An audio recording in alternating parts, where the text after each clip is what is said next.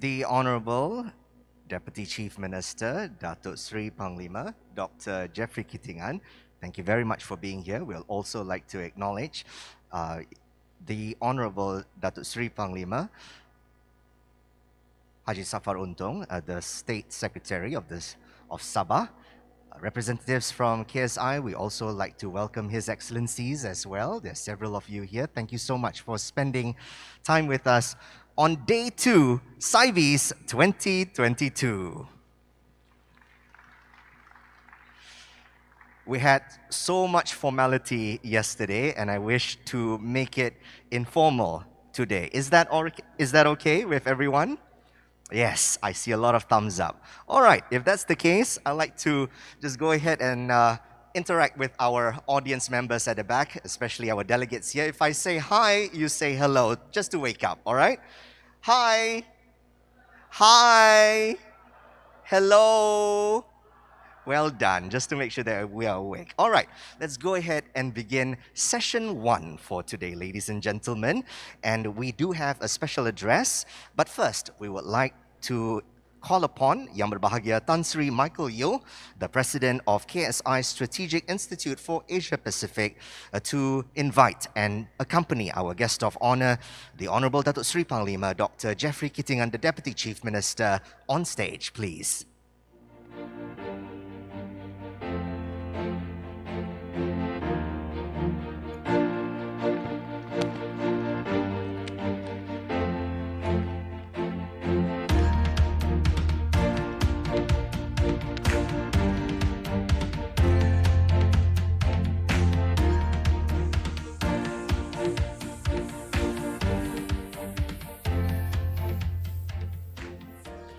Now, Your Excellencies, ladies and gentlemen, before I pass the floor to Tan Sri Michael Yeo to begin our session today, I'll first like to introduce to you the two distinguished gentlemen on stage.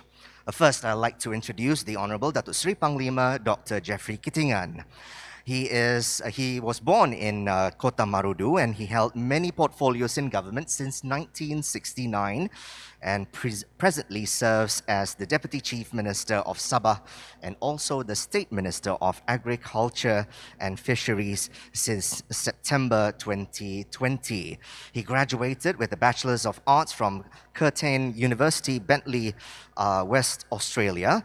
Also obtained his Master's of Arts from Harvard University, Cambridge, Master of Arts and Doctor of Philosophy from Fletcher School of Law. Tan Sri Michael Yeo's background, as I mentioned just now, he is currently the president of the KSI Strategic Institute for Asia Pacific, a leading independent think tank, and he has over 35 years, ladies and gentlemen, of senior corporate management, consulting, and boardroom experience. He was previously the co-founder and CEO of the Asian Strategy and Leadership Institute and is also the Deputy Chairman of the Economic Club of KL and a Director of the British Malaysia Chamber of Commerce and General Committee Member of the Malaysian International Chamber of Commerce and Industry. He is a former Director of Star Media Group and wonderful institutions in Malaysia, and Tan Sri Yeo has served the government as Malaysia's representative to the ASEAN High-Level Task Force on Connectivity as well. Ladies and gentlemen, he also holds a degree in economics from Monash University and Doctors of Law honoris causa from the University of Nottingham. Ladies and gentlemen, I now pass the floor to Tan Sri Michael Yeo.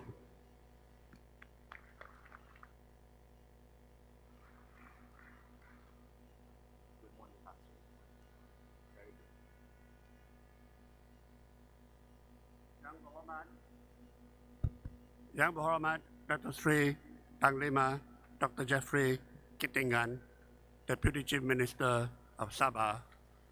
Yang Berhormat Datuk Sri Panglima Dr. Haji Safar bin Untung, State Secretary of Sabah. Yang Berbahagia Tan Sri Majid Khan, Co-Organizing Chairman of SIBES, Excellencies, distinguished guests, ladies and gentlemen. It's a great honor for me to introduce our keynote speaker for this morning, who needs very little introduction here in Sabah, the Honorable Dr. Sri Panglima, Dr. Jeffrey Kittingan. Dr. Sri Panglima has served the state in many capacities over the years and have contributed significantly to the progress and development of Sabah, and now in his capacity as the Deputy Chief Minister and the State Minister of Agriculture and Fisheries. I first dealt with and worked with Dr. Sri Panglima probably more than 20 years ago when he was chairman of the Institute of Development Studies, IDS, and we were working together on many programs together with IDS. The minister will be addressing a very important issue and topic, not only for Sabah, but for Malaysia, and that is modernizing and transforming agriculture into a regional powerhouse, and how Sabah can be that regional powerhouse, not only for Malaysia, but for our wider ASEAN region. Sabah has done well as an agricultural producer. What perhaps we need to do going forward from now is to upskill agriculture in Sabah to take it to a new level, perhaps with the introduction of digital agriculture and other modern agricultural techniques that can make Sabah into a truly regional powerhouse. So without any further ado, may I invite the Honorable Dr. Sri Panglima, Dr. Jeffrey Kittingan, to deliver his keynote address. Yang berhormat.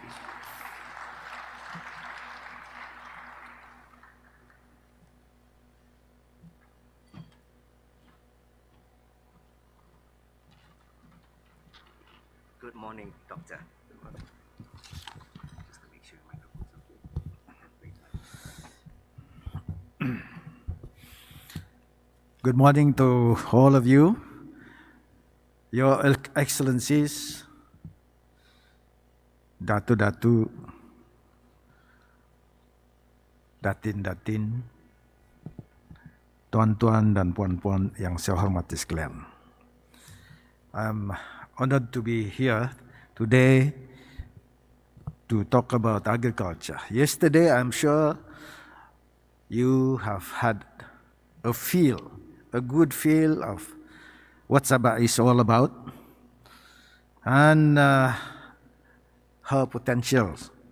But today, allow me to speak a little bit about agriculture.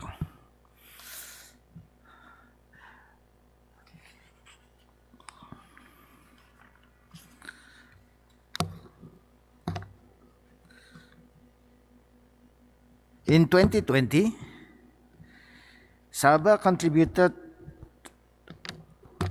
77.5 billion or 10% of the national GDP. And this was a big drop from what happened in 2018, which was 85 billion, and in 2019 it was 85.6 billion. And this is mainly due to the closure of tourism activities due to the pandemic. In 2020, Sabah's per capita GDP was 25,375 ringgit. This is also way below the national GDP of 46,526 ringgit Malaysia. And the main contributors, as you all know, were the mining sector, under which petroleum comes, and the agriculture sector, of which oil palm is the biggest contributor.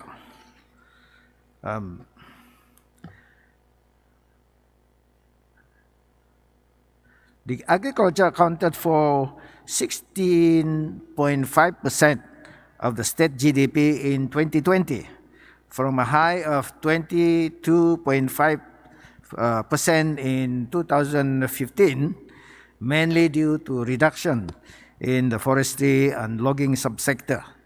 Crops, fisheries, and livestock accounted for 75.5%, 16.7%, and 5.7% of the 16.5% contributed by agriculture. For rubber, which is the mainstay of rural farmers, and under the ministry's Sabah Rubber Industry Board, the production for 2020 was 34,876 metric ton for SMR rubber and 1,823,000 metric tons of latex. We expect total production of rubber, SMR, to reach 55,000 metric tons for this year. The petroleum 5% cash payment, so-called oil royalties, and the 5% sales tax on petroleum together with the 7% sales tax levy on oil palm and the major revenue earners for the state. The 5% sales tax for this year contributed about 1.5 billion for 2020. Let me talk about a little bit about the current status. The Sabah's agricultural sector is in the process of modernization, especially in manpower training, in production facilities, and in packaging and marketing. However, the application of modern farming in agriculture, such as precision farming, hydroponics, and the use of modern farming machineries are only at their rudimentary state because of the lack of large-scale investors and funding. If you look at the statistics, the contribution of the agriculture sector to the state economy is small compared to its vast potential. This is because the majority of players are small individual local farmers who lack the means to transform agriculture into big business, except for palm oil. Hence, the speed of modernization and transformation is slow. What Sabah needs are big anchor players, anchor investors who are willing to venture into modern agriculture and bring along the small farmers into their business system. Ladies and gentlemen, the main obstacles to this slow development is mainly because of the following. First, there is a lack of major players or investors in agriculture except for palm oil. There is a kind of a lack of promotion to push the industry into a major contributor to economic development.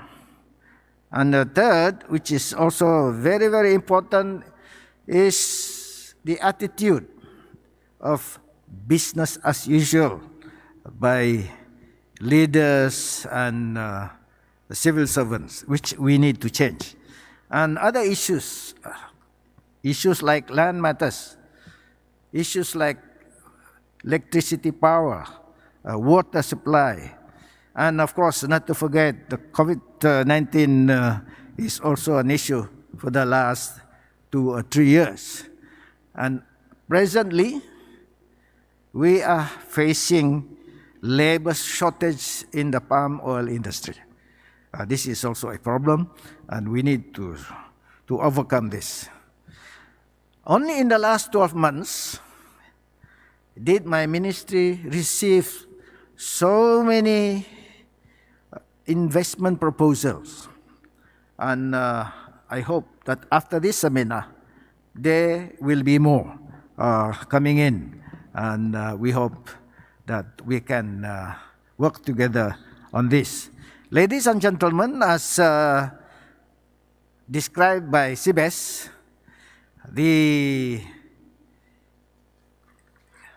this seminar is to unlock our business, our potentials, and unleash business opportunities.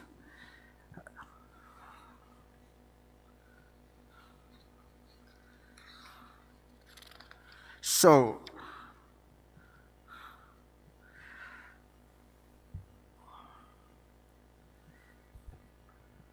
let's look at some of these potentials. Yeah?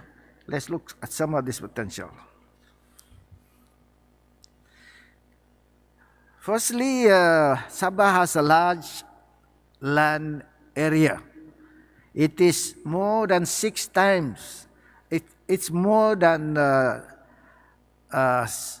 size of 6 states in Peninsula. Yeah, my constituency alone, parliamentary constituency of Caningau,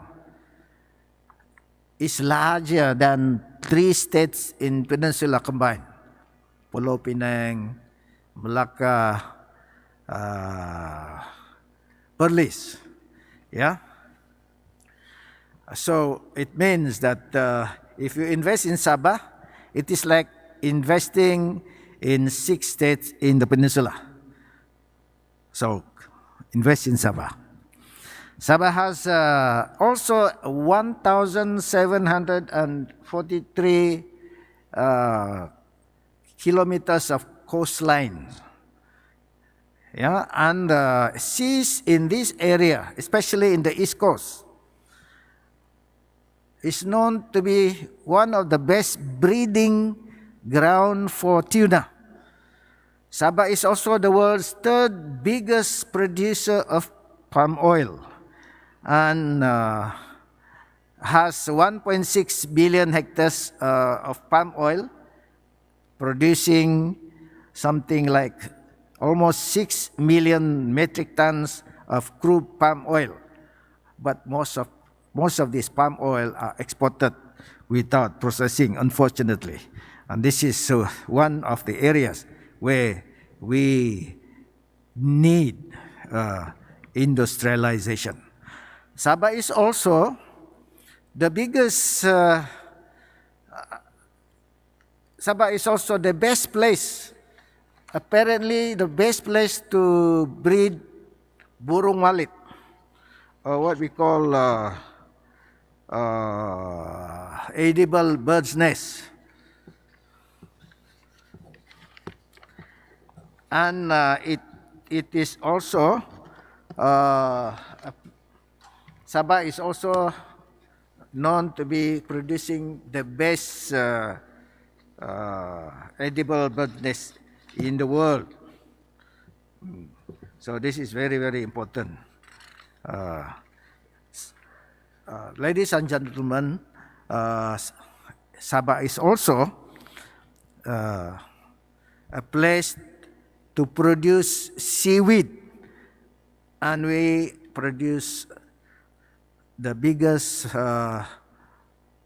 cocoa in Malaysia.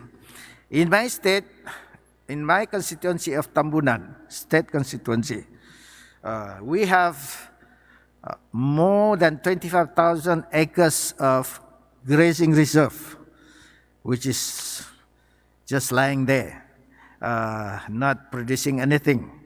But with the cooler climate in Tambunan, it is actually an ideal place for cattle ranching and dairy production. And we plan to set up the nation's fifth dairy valley in Tambunan. Sabah's ideal climate and soil fertility is also well known. And in the palm oil sector, more than 22 metric tons yield per hectare is well above the nation's 18 tons per hectare. So we are producing our productivity, our fertility is enable us to produce higher yield in Sabah, 22 tons compared to 18 tons metric tons per hectare per year. The highlands of Sabah, we have many mountains and we have highlands almost everywhere, are ideal for highland and high value vegetables, which are also a big potential here. Added to the above is the current Sabah state government's friendly attitude and also investor friendly, have more autonomy than other states to decide what is best for Sabah. And with the recent empowerment by the federal government, especially in deep sea fishing, Sabah is now able to issue licenses for deep sea fishing, which normally have been the domain of Putrajaya. Ladies and gentlemen, consistent with its pro-business stand, the state government launched the Sabah Maju Jaya last year with the core focus on agriculture, tourism and industrialization. Two of the main enablers are human capital development and infrastructure development. To undertake the modernization and transformation programs, the government has taken steps to create a new source of funding by monetizing nature capital assets of Sabah. This funding with nature conservation and carbon trading will unlock the conservation assets, and this will become a source of funding which we expect is around 2 to 6 billion annually without cutting a single tree, and at the same time preserve and safeguard the interests of the indigenous communities.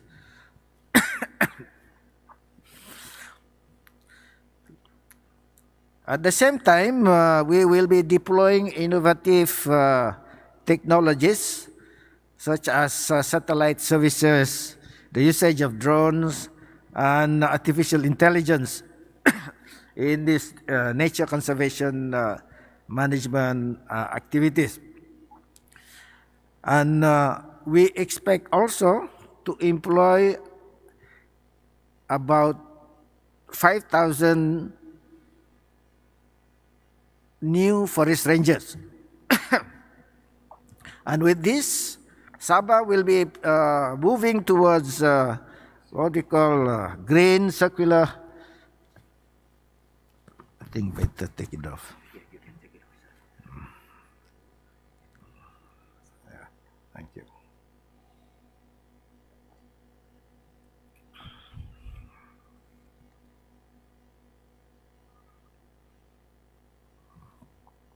Okay.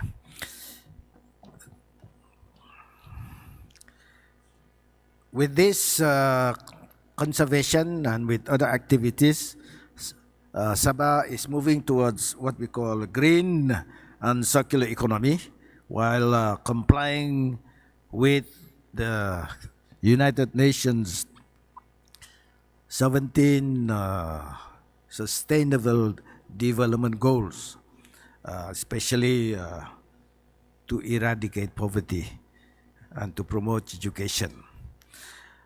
ladies and gentlemen, with the nature conservation that we are undertaking, funding the government program, we will be able to strengthen deliveries and implementation of the Sabah Maju Jaya program for agriculture, and other ministries. We will also be able to promote economic activities and accelerate economic growth. We will eradicate rural poverty as well as enhance infrastructure development for the benefit of the people. The success of the nature conservation is very important because it will then attract, and I am sure of this attraction will produce at least 10 billion USD in private funding initiative. With the recent resolution of the Parliament to review the position of Sabah and Sarawak, to review the status of Sabah and Sarawak in Malaysia, Sabah will now be able to make more decisions on its own. For example, we are in the process of setting up a Sabah Padi Board, Lembaga Padi Sabah. It's actually reviving it because it was closed some time ago. We are also in the process of setting up the Sabah Swiftlet Board, the Lembaga Borrowing Wallet Sabah. And we are also about to set up, with the collaboration with the industry players, to set up a Sabah Oil Palm Industry Authority, or SOPIA, and others are expected to follow. Our ministry has also arranged for a state-owned federal-state collaboration of federal agencies such as National Pineapple Industry Board, the National Kanaf and Tobacco Board, and the Malaysia Nuclear Agency Board to develop respective industries.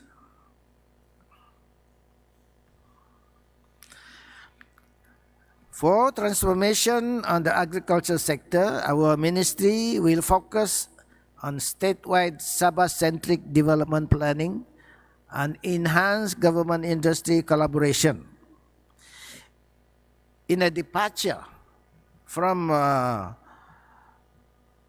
piecemeal programs, the planning will shift to the development of each agroforestry, livestock, commodity as an industry individually. We intend to develop each commodity, such as pineapple, paddy, bird nest, seaweed, as well as industry with its own ecosystem and their own downstream processing activities. Among the modernizing and transformational thing being undertaken are R&D collaboration with programs with UMS on the IoT, or Internet of Things, in aquaculture, the Pineapple Industry Board on the development of pineapple industry in Sabah, R&D with the Malaysian Nuclear Agency on hybrid paddy and other seeds, and the Kanaf Board on the development of Kanaf industry in Sabah. And of course, you know very well that we are also facing problems in floods, and flood mitigation is one of the issues that we need to resolve. So flood mitigation and irrigation development and will be one of the focus, and we will have the master plan that will increase paddy planting acreage and raise productivity level to increase food production. The development of Tambunan Grazing Reserve into the 5th National Dairy Valley will reduce our imports with its potential for export. And for general information, I think you all know already that Sabah is the only state that is free of foot and mouth disease in cattle. We are also looking into the development of KINABALU as a fruit valley, together with other districts in the interior, and the deployment of satellite services for fishing vessels and nature conservation will, of course, enhance monitoring, enforcement, and emergency services 7 days a week. The promotion of downstream activities, industrialization, and agro-tourism is on the card. There is a great potential for palm oil to be further processed into food and confectioneries products, as well as for pineapples, bird's nest, pisang Sabah. Yeah, pisang Sabah is our icon fruit, and also coconut, cocoa, fruits, coffee, kenaf, and the like.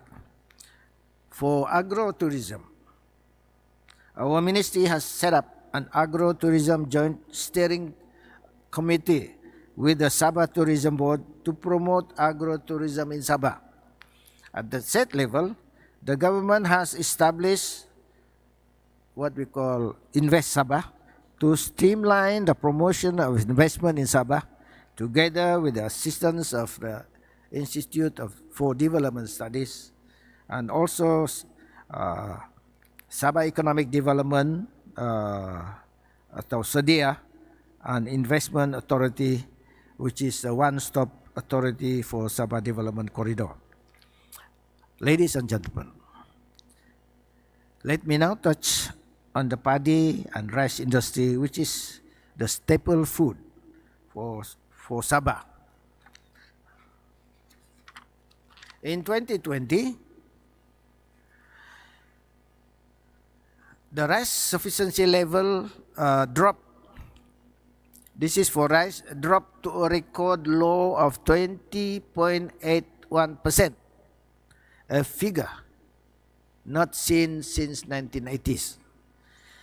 We had to import a record of 320,000 metric tons of rice to meet our requirements, as the state only managed to produce something like 74,000 metric tons in that year. To better manage the paddy and rice industry, the state has agreed to establish the Sabah Paddy Board, which will help to regulate and plan for the development and improvement of the industry to meet targeted SSL level of 60% from the current 22.81%. Collaboration with FELDA is expected to produce an agreement to allow for the use of 10,000 hectares of land for paddy in the Dent Peninsula in Lahadatuk. The state will also establish Sabah Oil Palm Industry Authority, or SOPIA, as I mentioned earlier, to look into the best interests of the industry and the local players.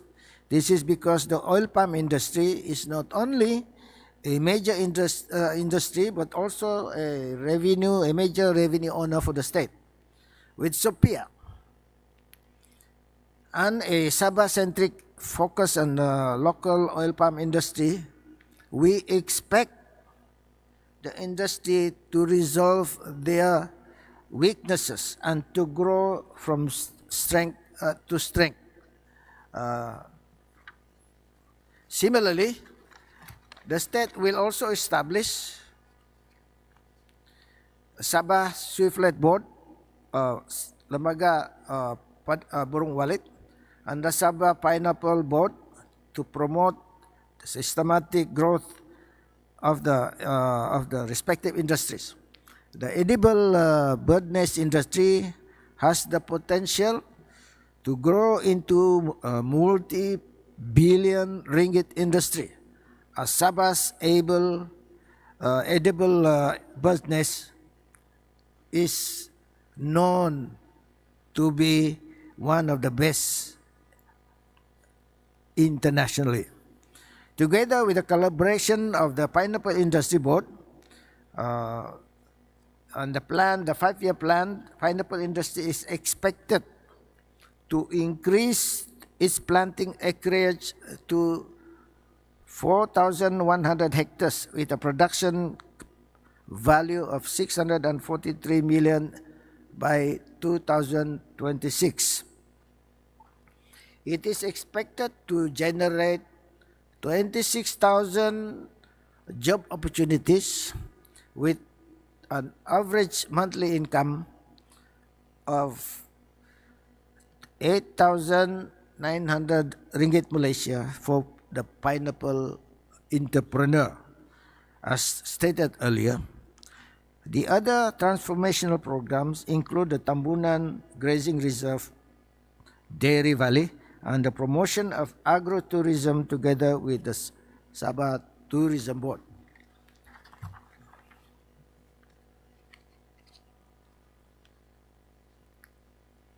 Ladies and gentlemen, given the Sabah's vast potential, it is our aspiration to be a regional powerhouse for marine produce and seafood products. Second, for edible bird nest. Also for tropical fruits. Of course, not to forget, we can be a powerhouse on palm oil products. We also expect to go big on exotic herbs, highland vegetables, and flowers.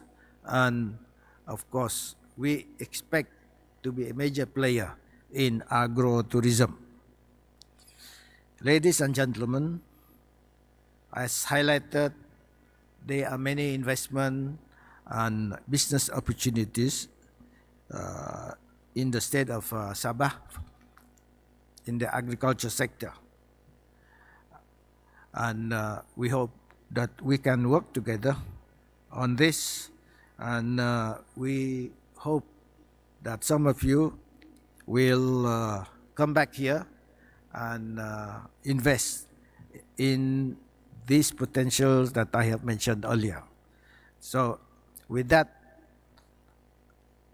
I thank you. Thank you for listening to me, and for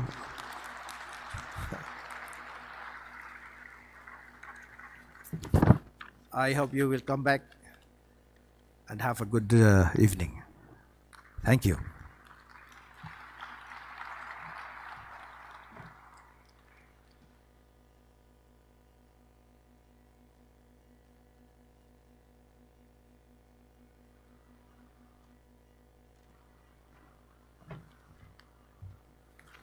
Thank you very much, Honorable Deputy Chief Minister, for your very detailed and comprehensive presentation on the enormous potential in agriculture in Sabah. Earlier, before the forum started, in the meeting room earlier, Tan Sri Lee Kim Yew, one of Malaysia's foremost entrepreneurs, has told the Deputy Chief Minister that he has brought with him to this conference some of Malaysia's biggest vegetable and watermelon producers, and they're all very interested to invest here in Sabah. And I'm sure following from the Deputy Chief Minister's presentation today, we would have many more new investments into Sabah in the vast agriculture sector. Agriculture has been a pillar of Sabah's development, and I believe it will continue to be the driving force for the state's economy. So once again, join me to thank the Honorable Deputy Chief Minister for your keynote address here. Sekian, terima kasih.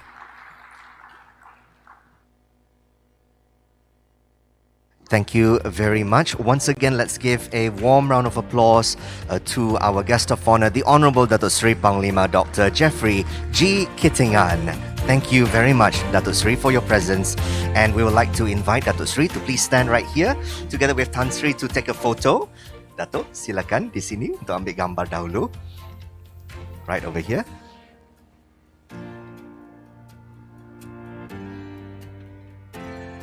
While we await for our friends of the media to take that photo moment, I would also like to invite you later on, delegates, to visit the Ministry of Agriculture and Fisheries Pavilion located right outside of this hall at the end of our summit later today. Thank you again, once again, Datuk Sri Dr. Jeffrey Kittingan. I now pass the floor back to you, Tan Sri. Excellencies, distinguished guests, ladies and gentlemen, we will now come to the next session of the forum today, and it's a very great honor for me to introduce a very old friend, Datuk Sri Panglima Andrew Sheng. Again, Tan Sri Andrew Sheng is a leading economist. Yesterday, we've heard one of Sabah's best economists, Professor David Lim, speaking to us yesterday, and I'm sure this morning we'll have another great economist from Sabah, Tan Sri Andrew Sheng, sharing his thoughts with us. Tan Sri Andrew Sheng, together with Tan Sri Majid and Professor David Lim, went to the All Saints School here in KOTA Kinabalu, but Tan Sri Andrew has gone on, has served as Assistant Governor of our Central Bank. He was with the World Bank. He was Chairman of Hong Kong's Securities and Futures Commission, and an advisor to China's Banking Regulatory Commission, and is one of the foremost economic thinkers in Asia. So it's a great honor for us to have Tan Sri Andrew Sheng speaking with us here this morning from Penang. Tan Sri Andrew Sheng, the floor is yours. Thank you very much indeed. I do apologize for not being to come back to my hometown of KOTA Kinabalu and see old friends. Tan Sri Majid asked me to come, but I regret that I could not. Sabah, I listened yesterday to the presentations, and I agree Sabah is land below the wind and has great future, great potential. How do we achieve that in the bigger context of the global geopolitical issues is the question that I want to address this morning very, very quickly. The issue, in my view, is that basically Malaysia stands in a beautiful position. You know, ASEAN's, because we are the heart of ASEAN, and ASEAN is the heart of the global geopolitics. But you know, the Sabah's situation is in somewhat similar to Malaysia's. How do we, grow this within this global big picture is something that I want to address today. So the first issue is that I will talk about talk about the US-China rivalry. It is the contest of the century. Secondly, what are the opportunities of Malaysia? And you all are the experts on Sabah. I just want to point something that I've heard, because I've been away so long, I cannot claim anywhere in any expertise on Sabah, in some sense also on Malaysia. The issue about the US-China is that it is now a contest of the century along multiple fronts: economic, political, social, technological, military, financial, geographical, systemic. The political aspect is about, what the Americans call democracy versus autocracy. And a lot of this is dependent upon the dominance of the US dollar. But what happens if the America gets into a fight and even appears to lose? The military supremacy will no longer be backing the dollar. So the question is, has China won? Has US lost? You've heard a lot about this. I will not go into it in great detail. China is nearly 4 times the size of the US population. It has grown in speed, 10% per year for the last 20 years, 6% in the last 10 years, still double the growth of the United States. And if it did not close what the pandemic showed, is that America lost nearly 850,000 people. If China had not closed up, it would have lost 4 million people. That's how big it is. In terms of wealth loss, if the 4 million people had been lost, China would have lost 11 trillion, equivalent to 2/3 of China's GDP. So, different countries take different paths. And demography is, China has huge problems. There's no doubt about it. But America has also made major mistakes. Kishore Mahbubani, whom you know very, very well, has said it was due to metaphysical, the ideological mistake also, to put it in black and white, when we could be cooperating, and a geopolitical mistake because there's no clarity if it decides to confront China or Russia or the Middle East, or its internal issues, what about the day after? It's not about, taking over Afghanistan and then leaving it. What happens when you break the system? Okay. So China and US are too entangled in trade and global value chains, right? China today accounts for 4 trillion in manufacturing output compared to 2.3 trillion for the United States, even though the United States economy is bigger, right? Okay. And then the American companies, people forget this, not just the US-China trade.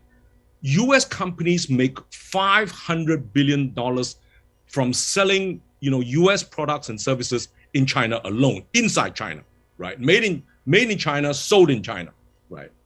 But in terms of size, China is now 80% of US net wealth, and the number 65% is outdated because that's down to 2018 numbers. Today is more like 72%, right? So it's getting towards equals, and the two of them together are pretty large, right? Pretty large. But the problem is that the China lends to the rest of the world roughly $2 trillion, whereas US owes the rest of the world not 14 trillion, the latest numbers is 16 trillion, of which 3/4 come from East Asia. So if you add Japan, China, Hong Kong, Taiwan, Singapore, all these financial centers together, the net lending to the rest of the world is 73.8% of US net deficit. The problem with the United States economy today is that the real economy depends upon funding from QE, quantitative easing. And the Federal Reserve added its balance sheet by $4 trillion. That's nearly a quarter of US GDP, right? In March 2020, since March 2020 alone. The People's Bank of China, which is smaller, but it actually increased only 1 trillion. So it's a finance issue. So the question about, can they work together or they burn together, right? That's the issue in this world of climate change. And so, the big problem is that if they cannot work together, we are in a collective action trap, right? There is technology and money available to solve all the problems in the world. I used to think, as a former central banker, I used to think there's no money available, right?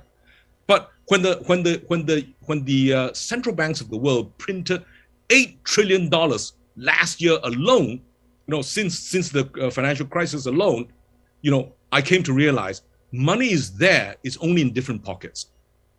So the real barrier to change, we want to grow, we want to develop, we want to have a more fair world, but it's the mindset that's a big problem, right? And if we don't change that mindset, it will all be blah, blah, blah. So on the left is the youth of the future, Greta Thunberg, COP26 is a failure. And on the other side is Mr. Boris Johnson, who talks a lot, but maybe does not act so much, So the US-China issue is an opportunity. It is an opportunity as well as a threat. It depends upon our strategic response. So when the US imposed tariffs on China, multinationals moved their businesses beginning in 2018. But unfortunately, Malaysia was at that time involved in an election. And therefore, Malaysia's economic response to welcome that shift out of China into ASEAN was much slower than Vietnam, Philippines, and Indonesia, the three of which have larger population, larger domestic market, cheaper labor, cheaper land, and they have benefited far more, than Malaysia.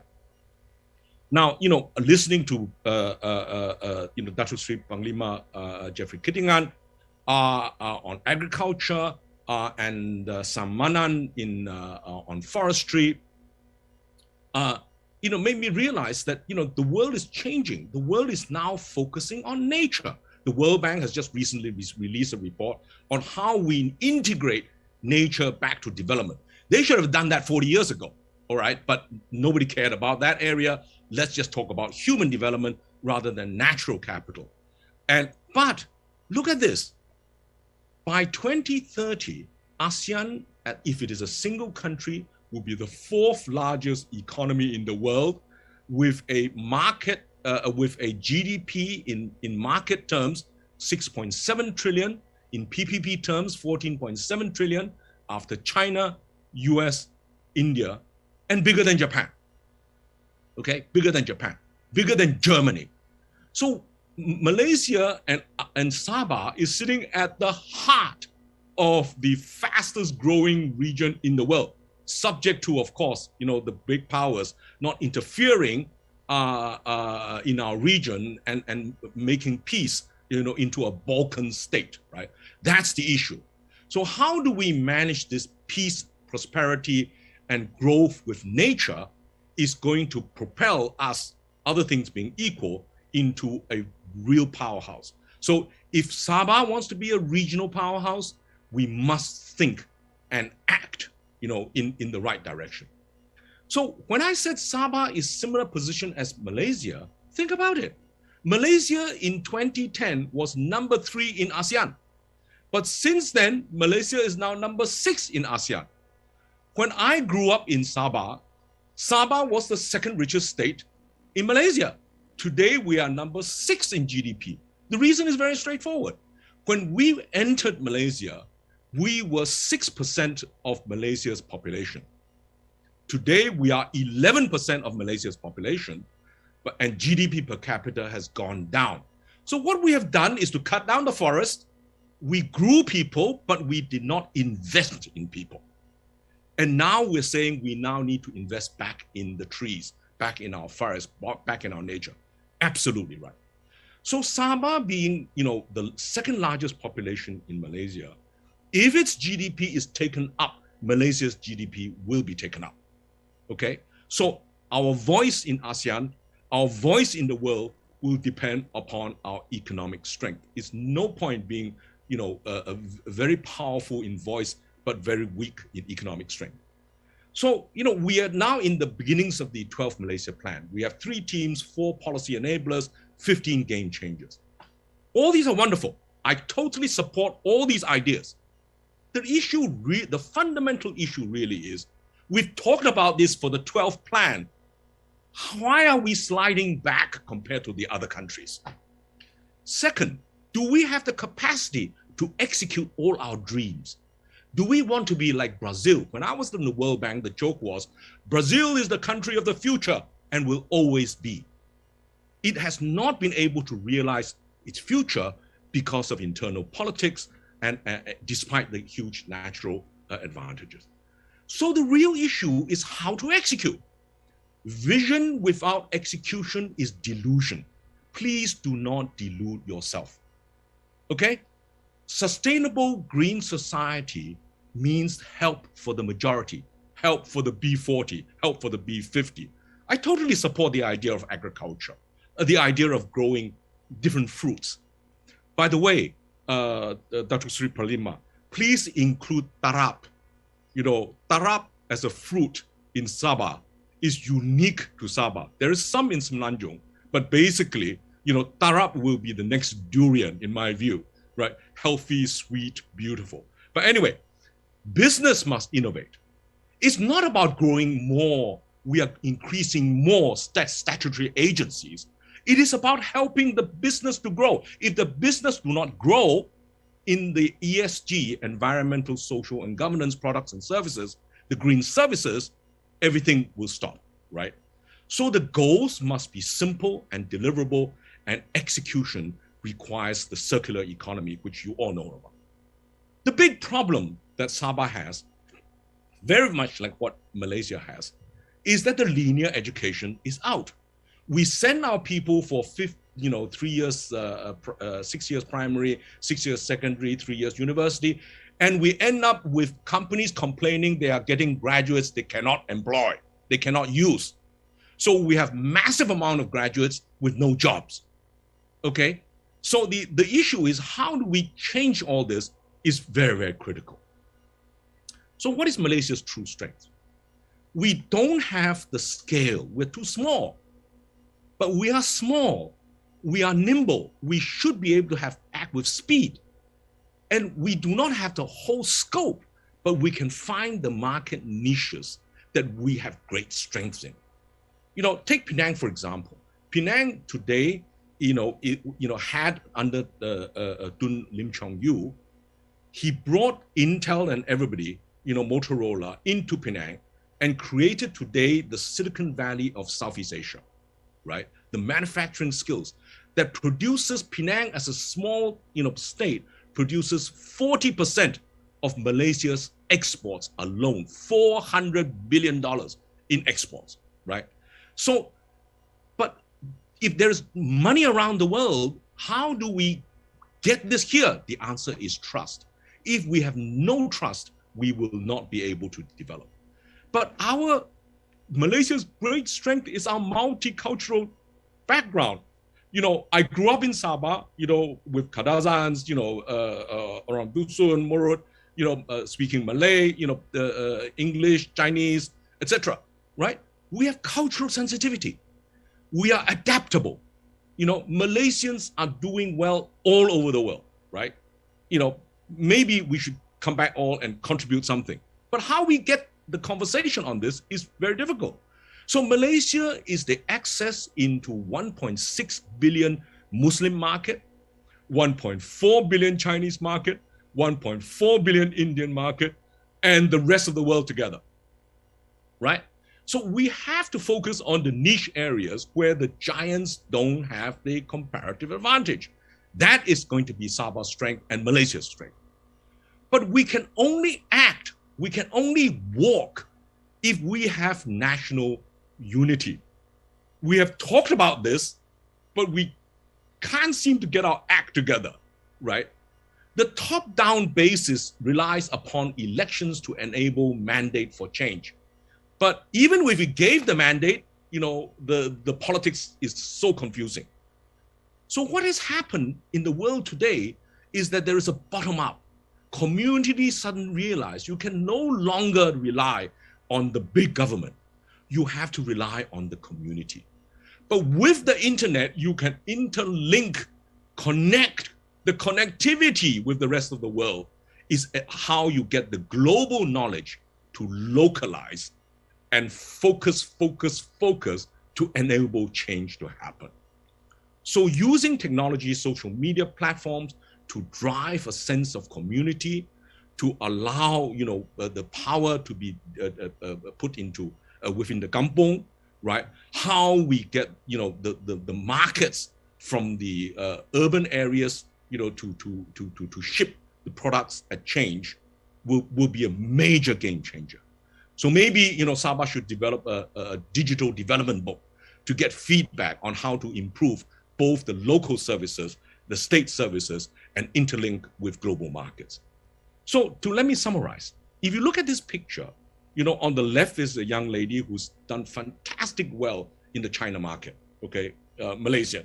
Second is this young lady who is the world, squash champion.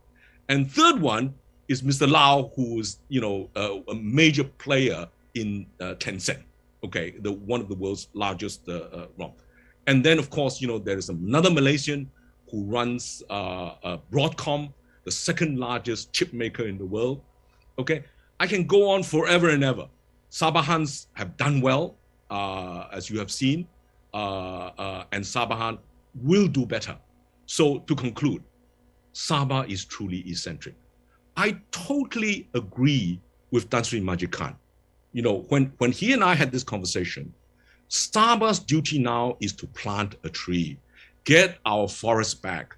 The world will come to us as tourists, as scientists, as people to see how a multicultural state can be the shining model for diversity and growth and development. But think about it. Flying to the future capital of Indonesia is closer than flying to Kuala Lumpur. The island of Borneo will become the center of one of the major, natural resource capital of the world if we preserve it. And so Sabah is well endowed with natural capital. We've had it. We've cut down quite a lot, but we are preserving it thanks to the leadership of New Sabah, right? And now it's time to invest in human capital. As the old saying goes, 10 years to grow a tree, 100 years to grow a man, right? It is time to change our mindsets. We have the ability to grow Sabah, to grow Malaysia, to become leaders of the world. The world is going to be major change going on, right? Okay? So lindung diri, lindung semua, plant a tree, nurture our youth, protect our future. Thank you very much indeed.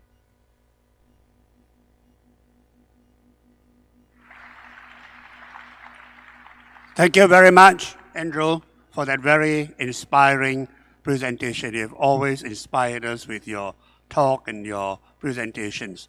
We have a very short time of probably just 7-8 minutes to take a few questions from Professor Tan Sri Andrew Sheng, because we have to end this session by 10:40 for the State Secretary's special address. So we have this 7 minutes. I think it's a great opportunity to pick the mind of one of Asia's foremost economic thinkers. So may I invite questions from the floor? Perhaps we just take 2 questions first and for Tan Sri Andrew to respond. Any takers, please? I think it's a great opportunity that you should take it. Tan Sri Majid, can somebody get him a mic, please? Is there? Or maybe Tan Sri, can you just come up to the...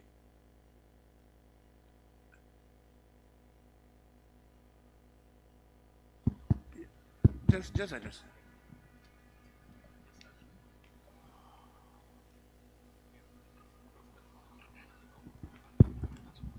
Oh, do I get the floor first? Andrew, thank you very much. You gave an excellent presentation. I'm impressed in the exposure that you have as SABAH'S, succeeding and making tremendous impression not only in Sabah, in Malaysia, but throughout the world that you have been contributing all this time. I've asked you to come back and try and assist Sabah. What I want you to do is try and get all the SABAH'S who has done well, who has reached our age of maturity, to come back and make significant contribution to Sabah. Sabah needs all of us. We're going through a very difficult period. As you rightly say, from the second richest state within Malaysia, today we are the poorest state. I think there's a lot to be said about it. Having gone through 50 years almost in Malaysia, we would have expected that we would have been in the top position I think people like you and some of the Sabahan who has lived abroad, has made contribution, should seriously think of coming back. I'd like to hear your view on this. Thank you. Majid? Andrew, would you like to comment? Yes, thank you very much indeed. Majid, I have physically left Sabah, but my heart is always with Sabah. My heart was broken the last time I came back, when I flew from KOTA KINABALU to Sandakan, and I saw the scar of the Mamut copper mine on our beautiful mountain, our sacred mountain. They took away all our copper, they took away our gold, they probably took away all our rare earths. What did we get for it other than pollution? I flew over the palm oil estates where I expected, forests, where I used to walk under virgin jungle. My heart was broken. But we must come back and we must give where we can. But the action is now with the youth. Okay? And therefore, the young leaders really need now to show that they can walk the talk. We can give advice. The older ones can give the advice. But the action will have to be undertaken by the young. And that is why what this Sibes has done is to pull many together and through the internet have access to the world. The world is now our oyster. We can bring world knowledge. It is no longer about globalization. It is about localization of global knowledge. There is plenty of money available. When they say there's no money for nature, you know how big is the carbon market? That means the trading of carbon? $280 billion, probably $1 trillion by 2030.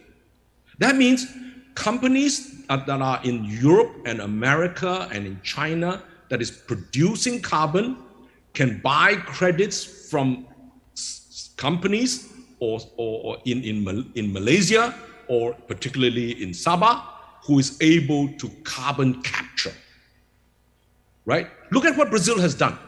Amazon has moved from a carbon capture to a carbon releaser. The Amazon forest is disappearing so fast.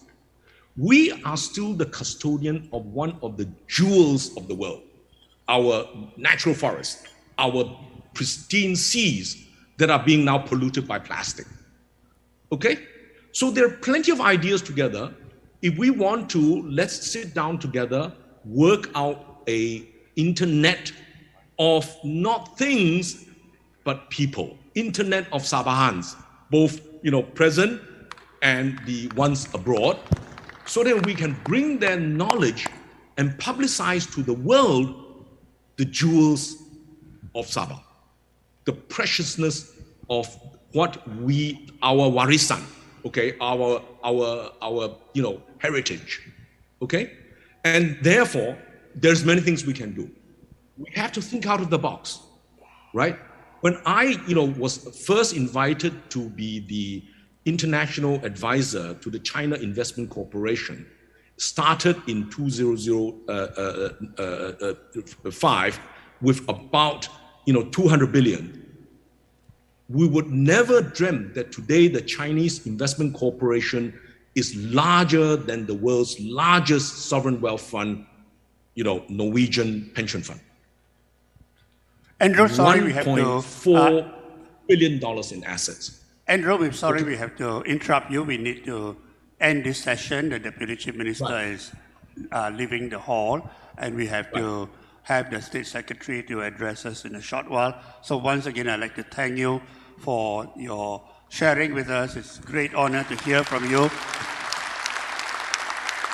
We have so many more online questions for you, but unfortunately, time is a factor, and we have to bring this to a close. Thank you very much. The Deputy Chief Minister would like to say something before we... Yeah, I miss you, Andrew. You Yeah, come back I to miss you Sabah. too. Yeah, and interesting that you mentioned Tarap, and please promote Tarap investment from China, Hong Kong, whatever, and come back. We need to save Sabah. All right. Thank you for get your the contribution. projects done, Thank you. and I will try and get the investments.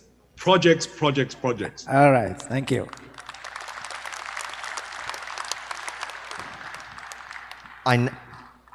Ladies and gentlemen, I understand that the Honorable Deputy Chief Minister needs to leave the hall for an MOU signing ceremony located on the 5th floor.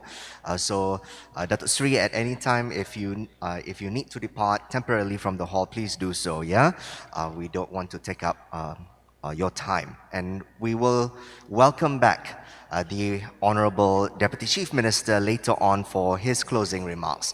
Ladies and gentlemen, let's thank Datuk Sri Panglima Dr. Jeffrey Kittingan for his presence this morning. Thank you very much, Datuk Sri Doctor. And we look forward to having you back in the hall later, just past noon, for the closing remarks.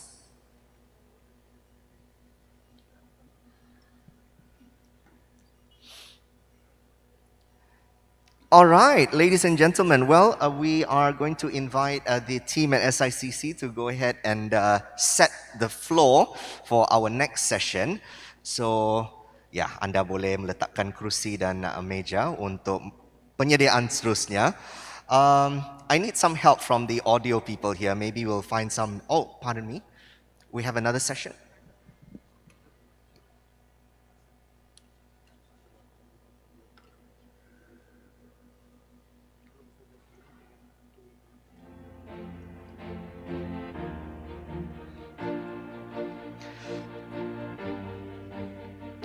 Pardon me, I was just informed of a little change here in the program. Ladies and gentlemen, I will now like to call upon the Honorable Datuk Sri Panglima Surveyor Haji Safar bin Untung, the Sabah State Secretary, to deliver his special address. The Honorable Datuk Sri Panglima Surveyor, please.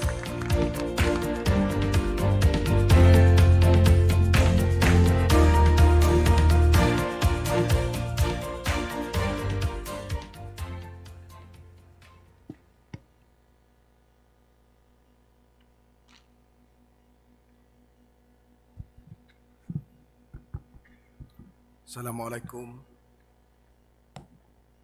Salam sejahtera.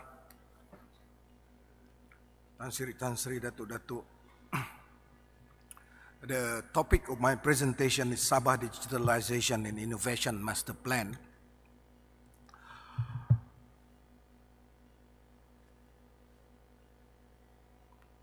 Companies now face an urgent choice, whether you go digital or you go bust. And Facebook reported in August 2021 for the 6 Southeast Asia country, Indonesia, Malaysia, Philippines, Singapore, Thailand, and Vietnam, 70 million more people shop online, and 380 million Southeast Asian will be a digital customer or a digital consumer by 2021.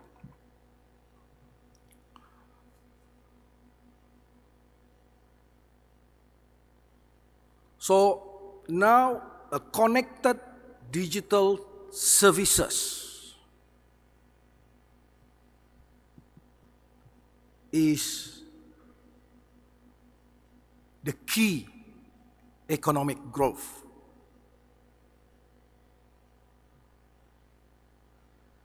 And this digital mandate is not new. It's simply been brought into sharp focus due to the pandemic. So we in Sabah,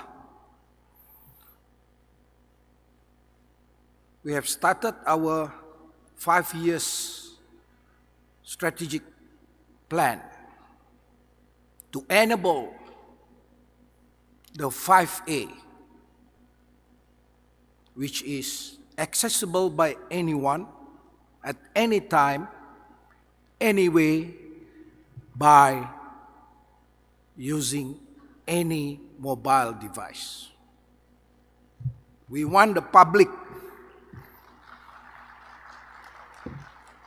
to be able to access to the government, to me, to the State Secretary, 24/7, anyway, at any part of the world, by using any device. So, we divide into phases. 2020, we concentrate on the digital automation. And from 2020 to 2021, we are embarking into a digital transformation. And from this year onward, we focusing on the digital innovation.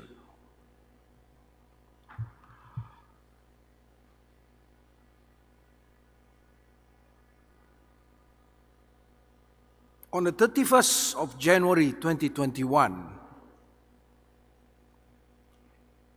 we prepare a Digital Innovation 2024 by our State Digital Government Division. And the central government prepared a strategic plan for the public service, and also the blueprint on the Malaysia digital economy.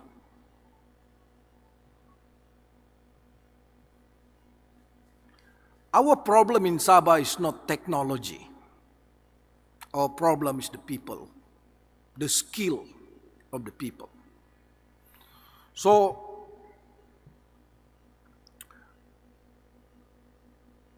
we have prepared a final report on our readiness for the smart digital government. So we also study on the data hub. How do we manage our data and how we integrate the data?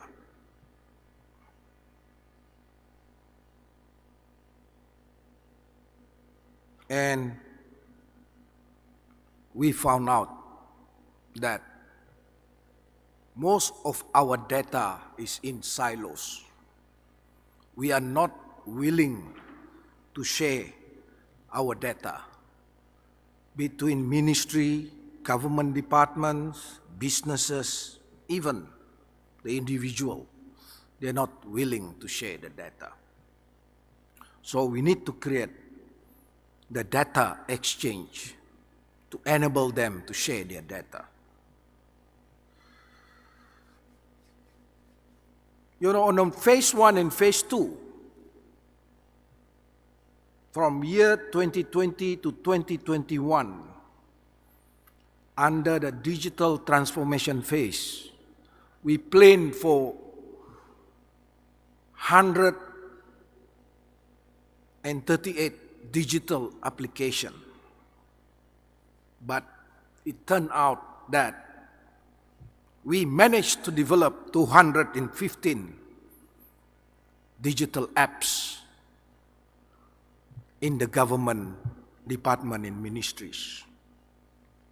So the breakdown of the digital apps, you know, in order for them to access to the system, to the application, to the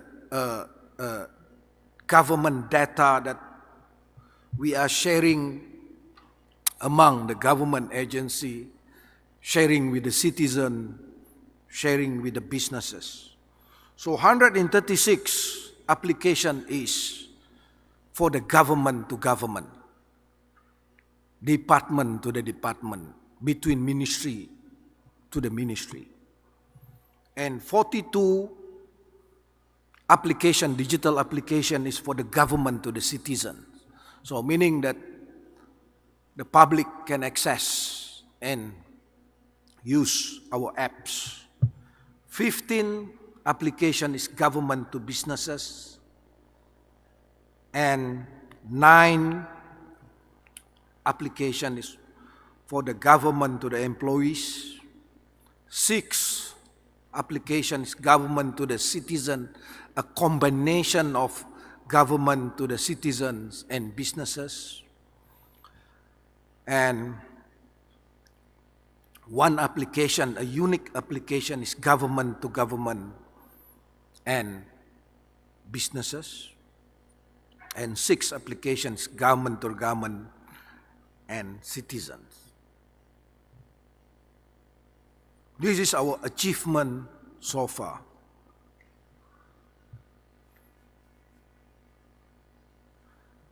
We didn't adopt any other models. We developed our own model, Sabah digital model. So the pillar of our model is the powerful data strategy, with the principle that sharing and integrating common data among government agencies and businesses will remove the operational silos.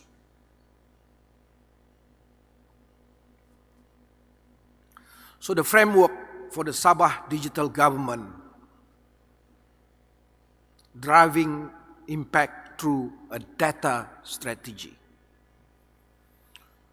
So the impact is on social, economic, and environment well-being, engagement, adoption, and services delivery excellence. So if you can access to the government 24/7, meaning that we can provide the services to you 24/7. Improvement. So the process improvement, optimization, and the management, and the most important thing is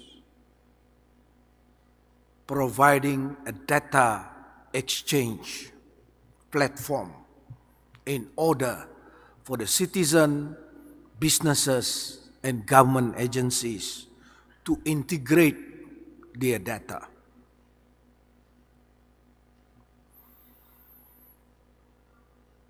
So data integration platform or data integration and interchange platform, we call it DIP,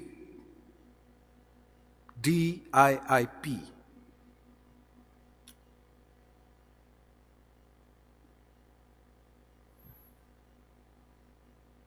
I believe in most countries, our problem is data silos.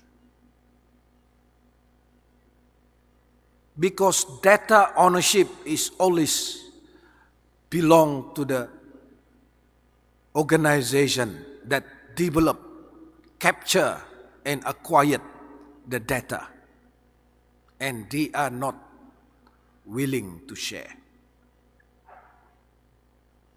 So the local government will keep their own data. Ministry of Tourism will keep their data.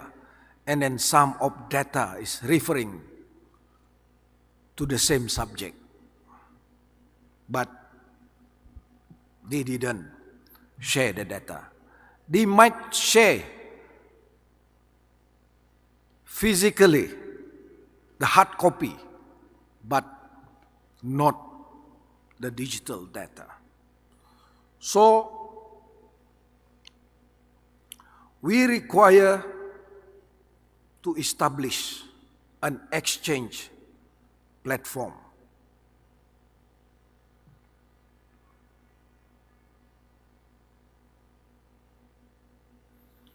So our efficiency is very much depend on the data.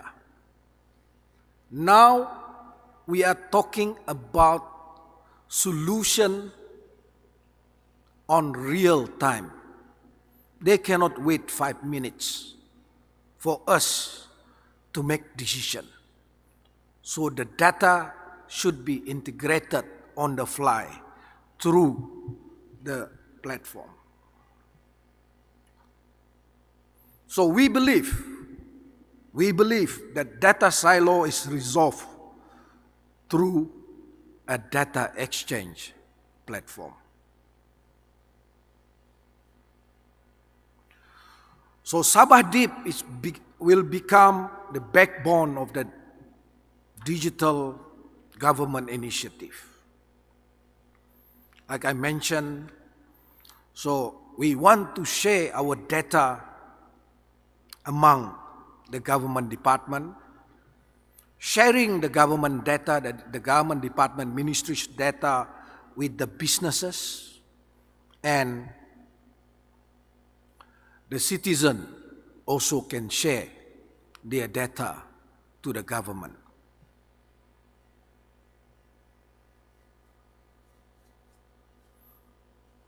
So this is the functionality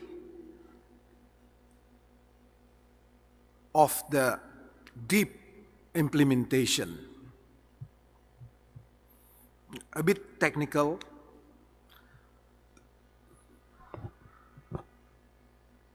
So we will create a data hub, data propagation from data sources to the data hub, and data monitoring and tracking, data service application and data sharing portal. So this is a simple architecture of the platform.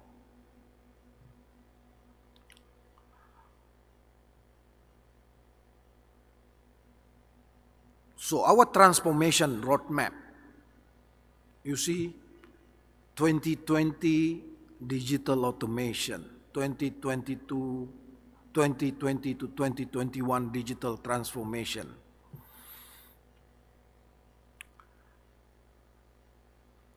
While we are creating the exchange platform, data exchange platform, we also creating a digital profile of the citizens and the businesses. And we call it Sabah EID and company EID. The information of each citizens in Sabah, which include their personal digital profile, will be captured or will be acquired from the existing data that we have, maybe with the immigration department, with the national registration department, with the local authority, and all those data will be compiled, and only with the personal digital profile, company ID, and individual electronic or EID, then we can create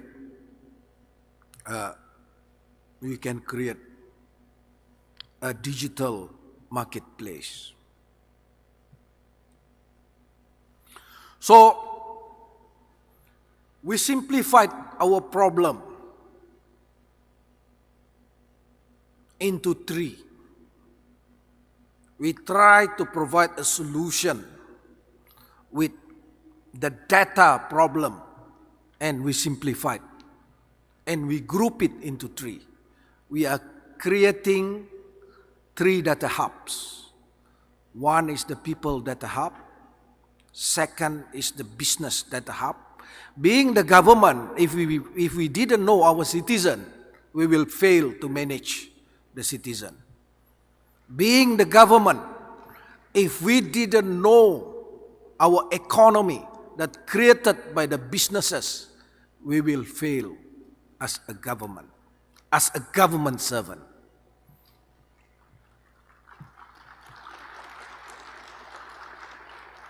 And people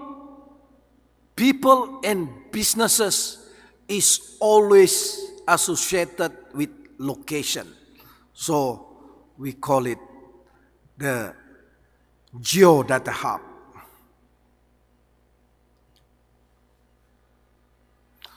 %80 of the data can be connected through location.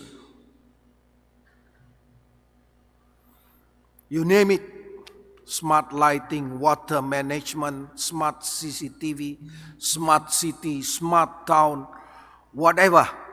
A predictive analytics for the flood, for the disaster, for anything is always associated with location. Without the element of location, we will not able to manage and provide solution in real time.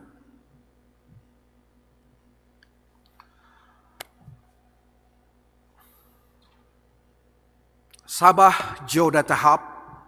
So this is a snapshot of our Geodata Hub. It's ready, but we haven't launched. And hopefully,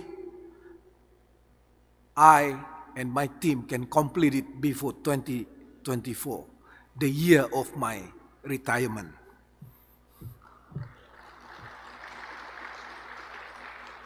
So when you talk about the location, we have created the 3D models, that you can fly through, you can walk through for the Kota Kinabalu city. So we started with the Kota Kinabalu. So we have the data store, app store, sandbox, and we have the 3D data to identify the location. So the problem with location is always represented in 2D, but actually the real world is always in 3D. Be it the aerial photo, be it the Google map, is always in 2D. But in reality, the real world is always 3D. So the best representation is still in 3D, 3-dimension.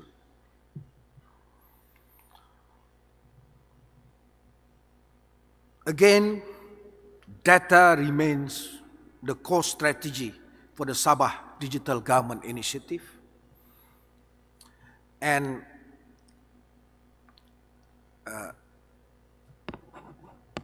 data integration and exchange platform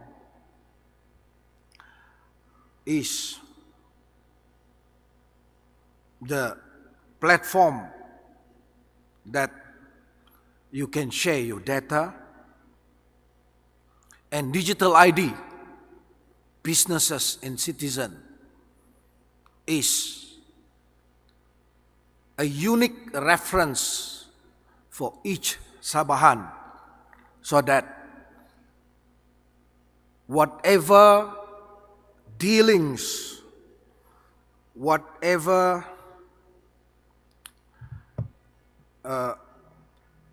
arrangement, application, or whatever question that you want to ask the government, you can use single ID that refers to that individual person or refer to the individual businesses. It's not your NRD, National Registration Identification Card. We are going to create a digital ID for each individual. And by that time, census is no longer relevant, because we'll be able to record how many newborn today and how many people pass away today. It's a simple mathematic. And you know the total population of Sabah in real time.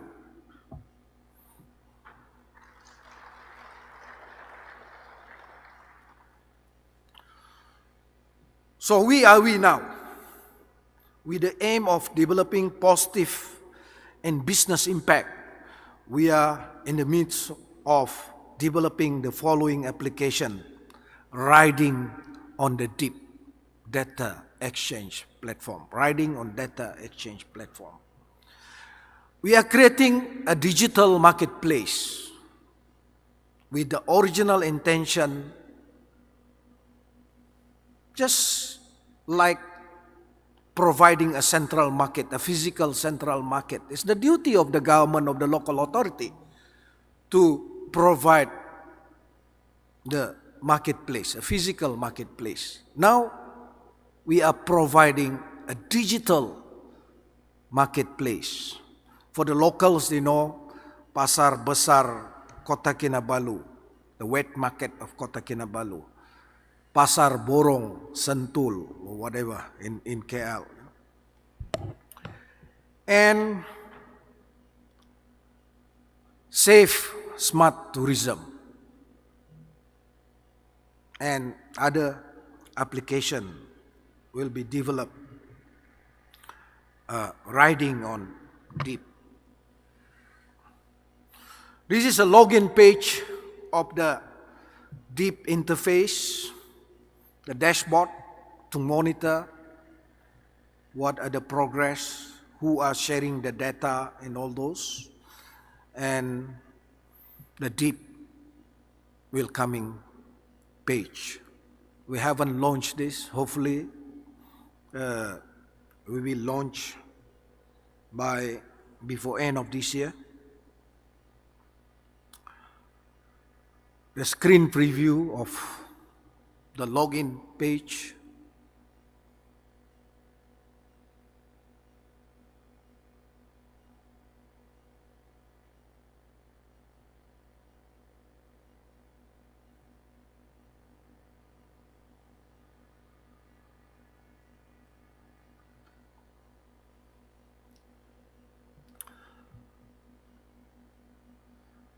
This is a Sabah digital profile page.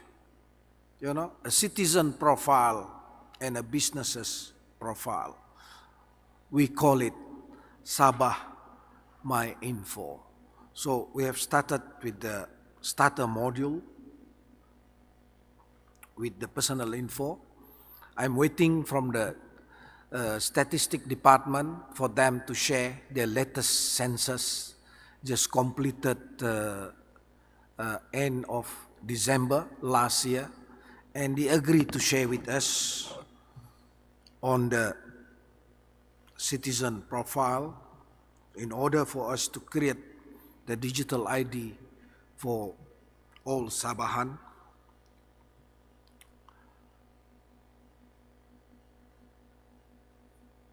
And the personal data platform for faster, easier online transaction. You don't require to fill in whatever the information required. You just key in your ID, all the data is there, and you can proceed with your dealing or whatever online transaction that required.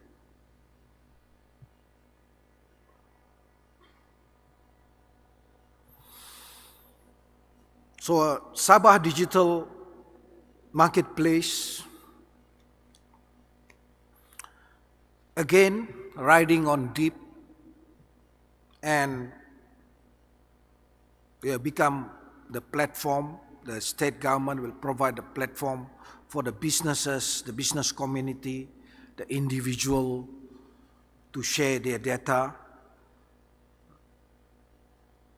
And our target actually, you can market your product, even your product is not matured yet.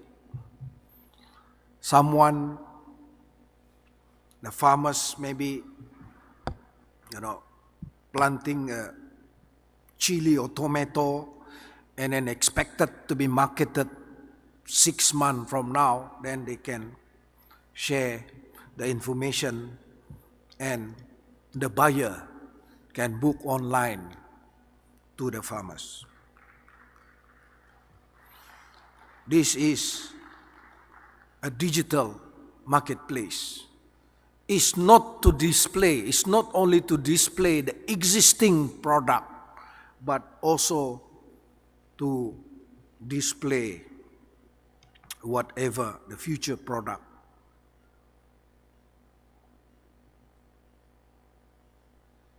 So the business portal, the business ID initiative is to build trust in, so you can register. Sabah open for business, this is ready.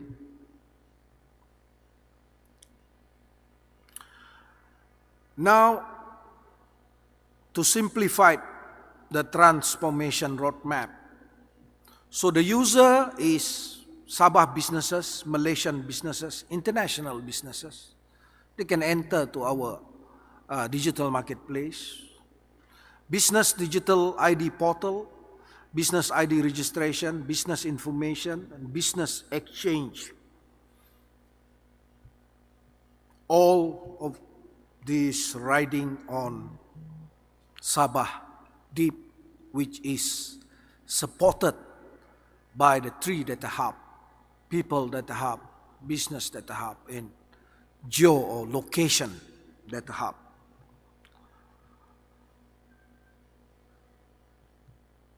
On the safe smart tourism, this is in the pipeline. We name it or we call it Sabah Safe. Sabah Business and People Digital ID. Validated businesses enable trust to be built in making businesses safe. And we also intend the system itself will certify the stores, whether it's safe or not. Communication and engagement process, companies registered into the Sabah Safe store, product and services display, store able to transact via Sabah Safe e-wallet.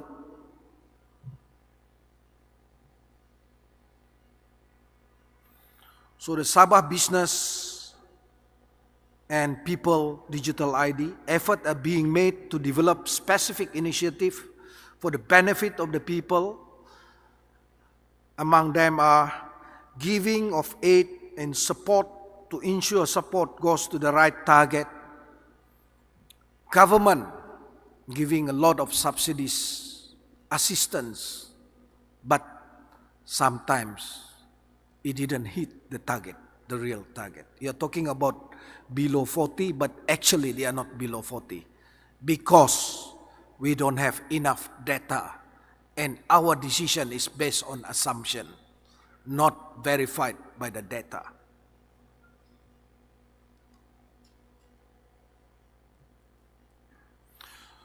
So learning experience, why data, and what's the way forward. So when we want to share the data, we must focus on trust. Getting the information for the people and business to trust the Sabah social economic ecosystem. We also focus on outcome. Effective governance is the ability to be certain in government aid and services delivered to the right target, to the right people. Data will reduce silos and provide insight to be better government. And the way forward, change is always challenging.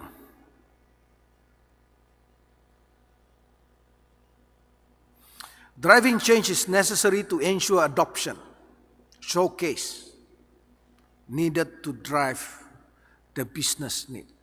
we need to learn what the business people want and what to change in dealing with businesses.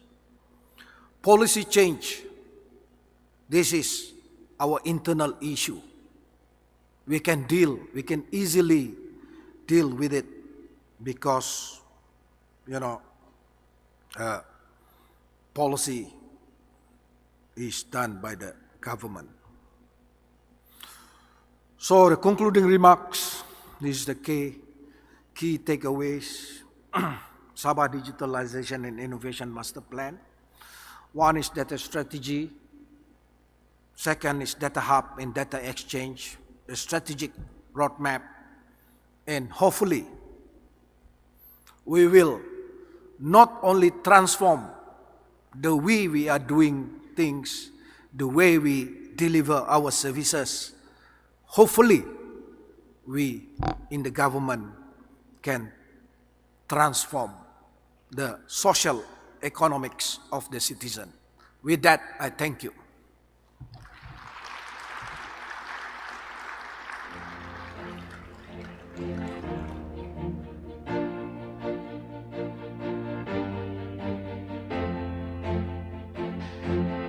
Ladies and gentlemen, let's put our hands together one more time for a young berhormat, the Honorable Datuk Seri Panglima Surveyor Haji Safaruntong. A very, very insightful speech and presentation today.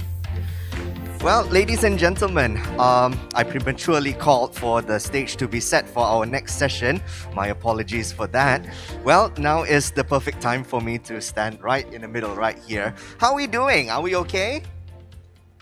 Please give me the thumbs up. I hear claps and applause right there. Wonderful. So one more time, if I say hello, you say hi. Let's start with this row right over here, this side of the hall. If I say hi, you say hello. Hi. Hi. That's very good. Let me go back to this side of the hall over here. Are we good? Yes? Hi. Hi. All right, a little sleepy over here, but I don't blame you because there's more people on this side of the hall than that. Is it because it's close to the door so that you can head out? Few more hours here, few more hours. I can assure you this next session is going to be very, very insightful. Now, I promised you yesterday that we're going to do a laughing exercise. I hope you don't mind because it's quite fun.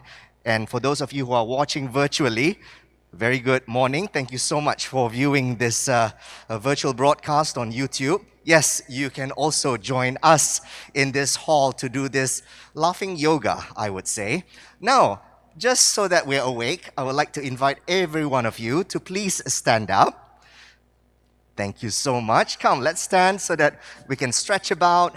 We have another 2 more sessions to go here, including 2 speeches later on. Yes, just stretch all the way. I love to see your hands and palms. Stretch it all the way up and just move your body to the sides.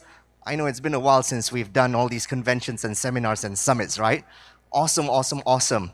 All right, ladies and gentlemen, remember yesterday when we were doing the applause, not the, the usual applause after a speech, but we made it really, really structured. So it's 1, 2, 3, 4, 5. Remember? So let's do that one more time, shall we? Here we go. 1, 2, 3, 4, 5. 1, 2, 3, 4, 5. 1, 2, 3, 4, 5. And 1, 2, 3, 4, 5. Well done. All right. And then the next step is, while we are doing our 1, 2, 3, 4, 5, you say, ho, ho, ha, ha, ha. All right, let's do that. Ready? Let's go. Ho, ho, ha, ha, ha. Ho, ho, ha, ha, ha. Ho, ho, ha, ha, ha. Ho, ho, ha, ha, ha. Excellent. All right. I'd like for you to take a look at the person standing next to you, left or on your right, because that person is going to be your friend. Now, because of social distancing, I would like for you to just wave at the person. No handshakes, please. All right? Now, here are 3 laughter exercises that I'd like for you to do. The first one, remember when we were a child, we always love to high five each other. But because of social distancing, no high fives this time. I want you to try to high five, but try to miss that high five. And while you do so, I want you to laugh. So I have Tan Sri Majid here. I hope I'm okay to do this together with you. Thank you for being a sport, Tan Sri. So we're going to do the high five, but I'm not going to touch you. We're going to miss. And while we do so, I would like for you to just spontaneously laugh. They say in science that laughter, the body can't distinct between a laughter that is automatic and a laughter that is that we do ourselves. So I'm just trying to make all of us here in the room happy. Shall we? All right, let's go, Tan Sri. So we ha ha ha ha and ha ha ha ha. So try to do that with a friend standing next to you. All right, ready? 1, 2, go.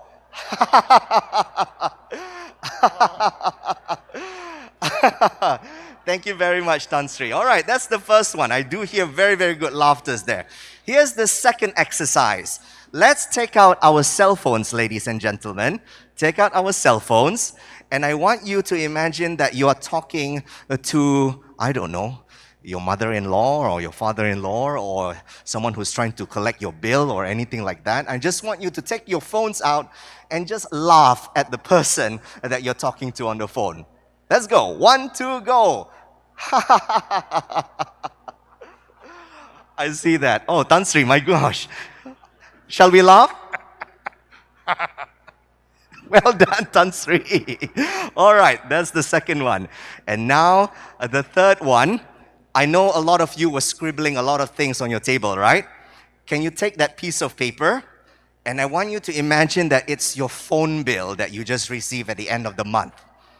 And I want you to take that paper and I want you to fling it up in the air and I just want you to just laugh your heart out. Ready? 1, 2, go. Well done, ladies and gentlemen. Please take a seat. Thank you, Tan Sri. I know there are many bosses out here. If you find yourself if you find yourself a challenge to make your office happy and all of that stuff, I hope that there will be a tip that you can take to your office. All right, ladies and gentlemen, are we ready for our next session? Are we ready? Well done. I am so honored to introduce our next moderator. And this session, I believe it's titled Sabah Digitalization and Innovation Master Plan.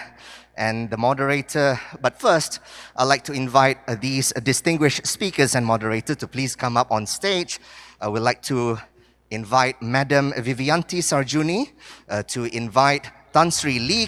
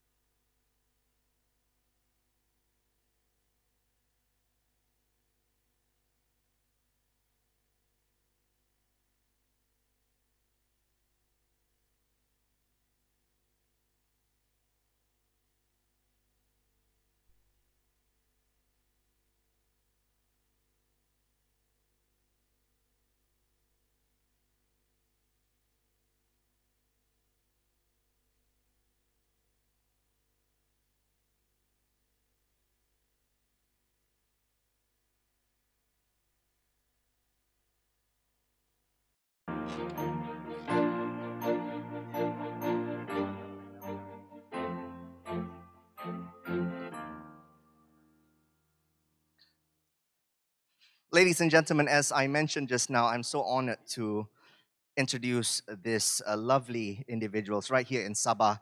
We have many women who are part of government and to make things happen in the wonderful state of Sabah.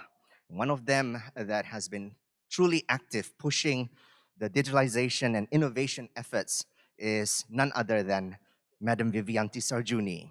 She has brought a broad background specialized in education, community and capacity building. She currently is the leader, the general manager of the soon-to-open Sabah Creative Economy and Innovation Hub. And prior to coming back to serve her home state, she was in KL for numerous years and back home right here in KOTA Kinabalu.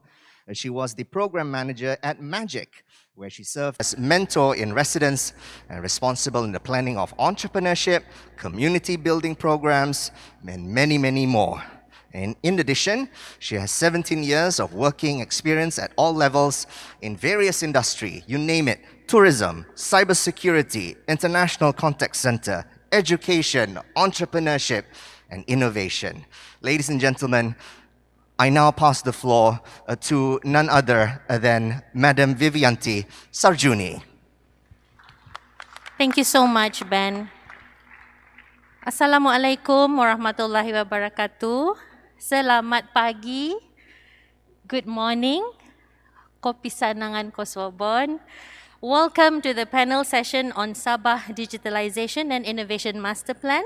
I believe this is the final panel discussion for Sibes 2022, and I hope all of you have benefited from the previous panel session since yesterday, which were discussing various topics such as education trends, investment opportunities, transforming Sabah's agriculture industry, and many more. And today, I believe this is the final panel session, and we will be discussing Sabah Digitalization and Innovation Master Plan with an array of well-known and knowledgeable panelists with me here on stage.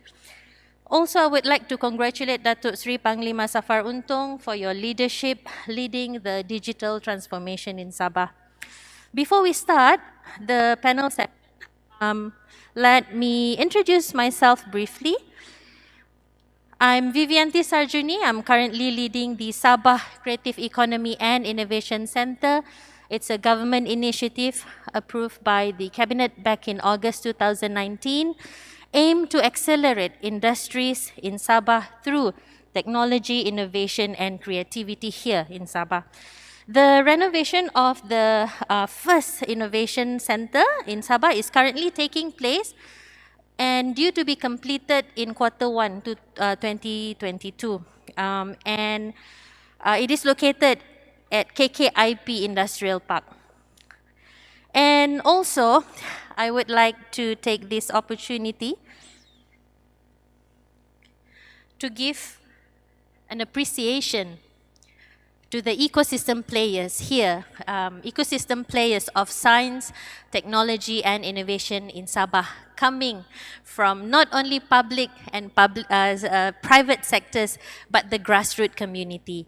I came back to Sabah during the lockdown in 2020, and I could see that the grassroots community really stepped up and put their differences aside to overcome issues especially related to adopting technology and innovation in their daily lives, including businesses' operations because of the pandemic.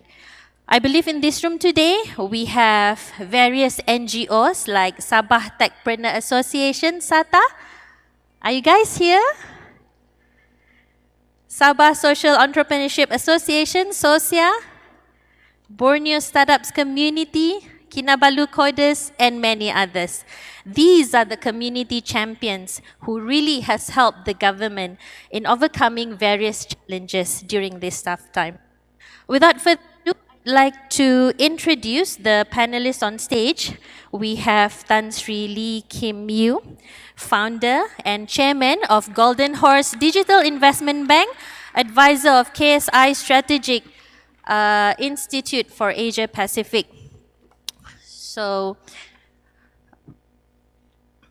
Tan Sri is the executive chairman and founder of Country Heights Holdings Berhad. He is known as an established property developer and renowned entrepreneur with over 35 years of experience. Welcome to Sabah, Tan Sri. And next to me is Professor Datuk Sri Dr. Mike Chan.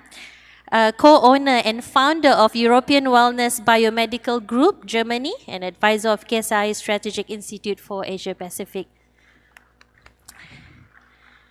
He has an amazing bio.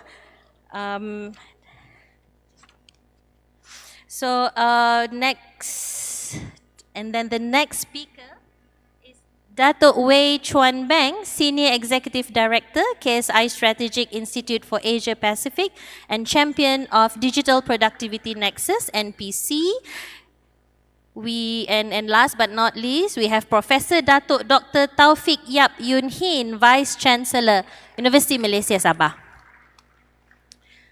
Due to the interest of time, I did not read the speaker's full bio, but if you would like to get to know more about them, you can read on their full bio. You may refer to the program sheet in the welcome folder given to you during registration, yeah? Okay, now as we all know, Sabah is blessed to have abundance of natural resources. Our economy is predominantly service and commodities based, but with the pandemic hitting the whole world, it looks like we almost don't have a choice. But to start embracing the new landscape of technology and innovation-driven economy. And I think all of us, especially in Sabah, have started to experience the transition before COVID, but the pandemic has somehow accelerated the transition. So I will start with my first question. So my question goes to Professor Datuk Mike Chan. I can't help but to say this to you. In your bio, it says you are 60 years old, but you don't look like one. I mean, you look great for a 60 years old. I'm over 60 years old. Oh. Okay, so Prof. Dato, you have seen the ecosystem outside of Malaysia, particularly in Europe. Perhaps you can share with us how different is the ecosystem out there, I mean, especially ecosystem in technology, science, technology, and innovation, and compared to Malaysia, and is there a thing or two that we can learn from them in building a thriving science, technology, and innovation ecosystem here, particularly in Sabah? Now, I'm actually a Kampong KL boy who married a Kadasan lady here and spent 37 years in Sabah. So I'm more a Sabahan than a KL boy now, you know. But I spent 37 years in Europe, predominantly in Switzerland and Germany, setting up research, running up clinics, doing training, and acquisitions of hospital in wellness. So today, we have around 26 wellness hospitals, and we have wellness tourism here. Medical wellness tourism, and surprisingly, even in Sabah today. For the last 2 years before COVID, 2018 and 2019, we actually have 2,000 patients who come as far as from US, 50 of them, and around 2,000 from Asia, East Asia, China, Korea, Japan, Hong Kong, Philippines, and on top of that, there was another industry which we didn't realize it was all the time in Sabah, biomedical, which the last speaker, Mr. Mark of Standard Chartered yesterday, talked about. There is a huge potential in biomedical science. And people like us has been involved doing research for the last 37 years, proud to be a Malaysian, all the time addressing ourselves as a Malaysian in lectures, 1,000 of them across the world. I've traveled across 65 countries, always to be addressing myself as a Malaysian. Spending 30 over years in Europe wasn't easy for a yellow skin, for Asian. And we run it with $10,000 when I came back to Sabah. I cannot even afford a car, and I cannot even have a staff. I only have a staff with my wife. So we built a mini empire from there. So there's a huge opportunity in Sabah. So I would say it's not just a land below the wind. We have to go with the wind. It has to go with the wind in the sense that we must not just go with the agriculture or whatever we have in Sabah. I know we are rich with all the resources, but now is a time where we also have to expand Just like the last speaker was talking about human capital. We have to train the locals. We have to change the mentality of the locals to move to the next level. We have been sending a lot of locals. There are more than 50 biotech staff here coming from the local university. They are employed by our company, and we train them all the time and send them to Europe. There are 8 European doctors down here in KOTA KINABALU. We have been providing education to more than 2,000 doctors.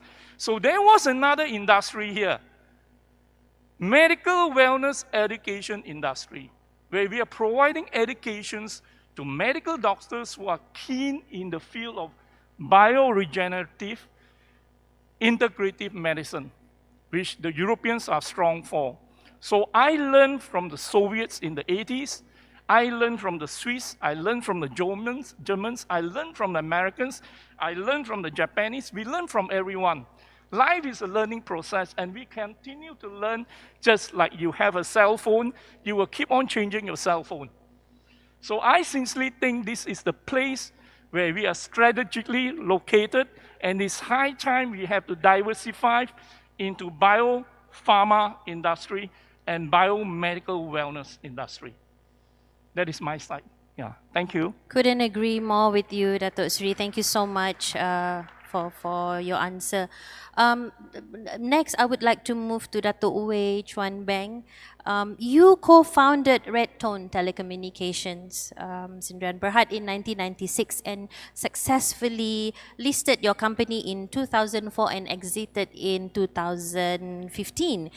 Datuk Wei, could you share with us what were the challenges building a tech company back in the 90s? And if you have advice for our tech startups here in Sabah, in this room today, wanting to start a business, especially in technology and innovation-driven area. Thank you, Madam Vivianti, for this question.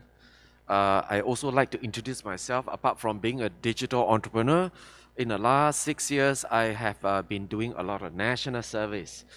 In the last 2 years, I've been serving in the National Council of Digital Economy and the Fourth Industrial Revolution. Apart from that, I'm also the adjunct professor with the University of Technology Malaysia. So combining more of the regional and global picture and the context of Malaysia and the context of the digital entrepreneurship, perhaps I would like to kind of put together a few thoughts there. For any of the budding technopreneurs in Sabah, there is a need to look into what is really coming around the world.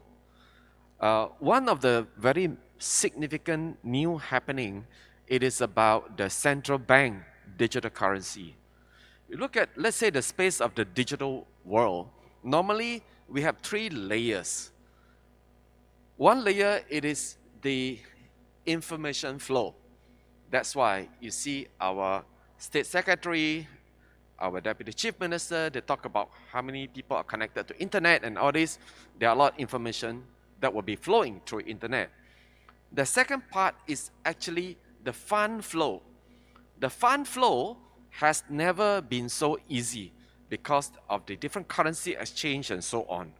So the central bank digital currencies that are being experimented and rolled out by China, by Singapore, by this UK and so forth are really coming to the market a lot faster than we would realize actually. So look into that trend, and that is based upon blockchain. And then the third is actually the goods flow, the 3 layers, right? Information flow, fund flow, and goods flow. So if we were to plan something along where we could create new values, that will actually answer an important question there. Where is the problem? So any entrepreneurs that come into the market will have to deploy technology. And the technology is to solve certain problems. So that is actually in the big digital world. Now most, if they can find, let's say for example, to tap into uniqueness of Sabah, Deputy Chief Minister talked about carbon credit.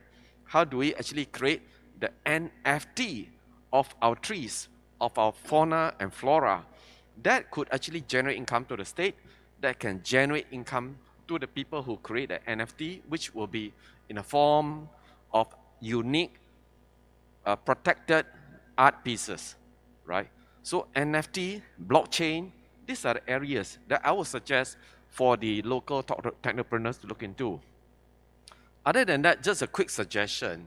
Since palm oil is a big industry, have a chance to look at how to actually do all the fertigation with the new technology, new drones and so on, that DCM talk about as well.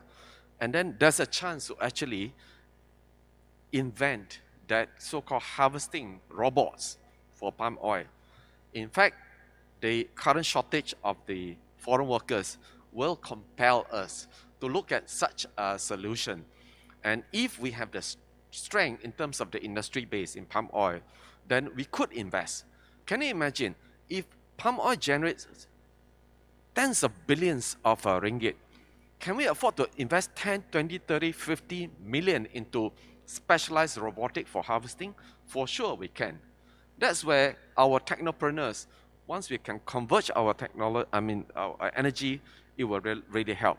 And lastly, to develop the digital talents, because I actually work so closely with the UTM. Of course, we have the VC of the UMS. Digital talent is actually a big agenda. As I personally put a lot of time, I would love to talk about that maybe when there's a additional question or some interest in that area. Thank you.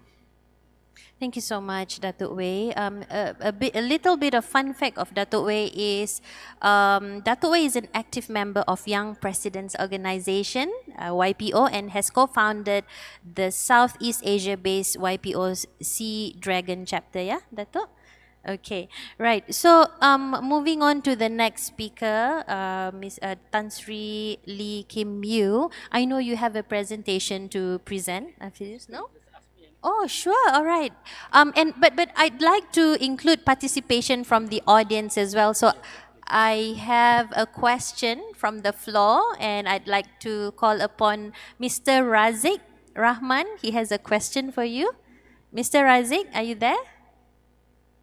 Okay.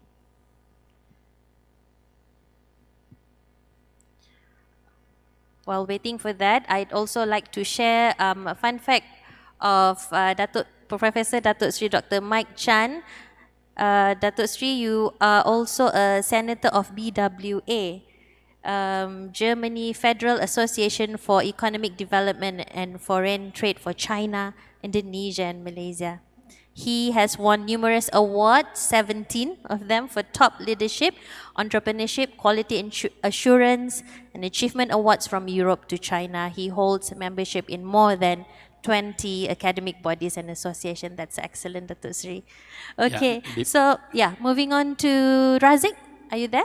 Hi, hello. Good morning, everyone. My name is Razik. So I have a question to Tan Sri Lee Kim Yew. So Tan Sri, what is your take on the landscape of digitalizations and innovation of Sabah? And with the Indonesian government moving its capital of Jakarta to Kalimantan, perhaps you can suggest a strategy to accelerate inclusive transition in Sabah. Yeah, thank you. Thank you.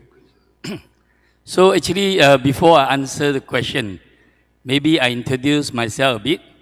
So my name Lee Kim Yew, initial LKY. So actually, when I formed Country High at the age of 30, now it's 37 years old, I have a motto called ever searching for better living. So searching means also learning. Searching also means try to discover. And searching also, after you search, you make a judgment and you do your direction, choose your direction. So I must say, this trip actually when I come to Sabah, especially with this Sibes, and listen to the Chief Minister, Deputy Chief Minister and the SS, I must say, all of us, we have really a lot to discover about the Sabah. And so before I take the question, I want to really respond to actually what I had listened, especially just now from SS, about the data he mentioned. In fact, I think Sabah, when earlier, everyone know when I think of Sabah, I will think of blue color. That means is ocean economy. You got fishery, beautiful beaches, even you can wreck oil from the sea.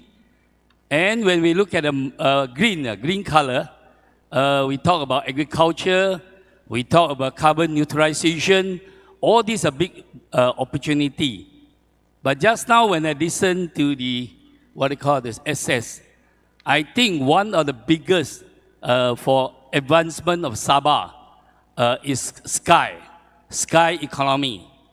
Now what it means sky economy to me, that I think Sabah must like learn from Singapore.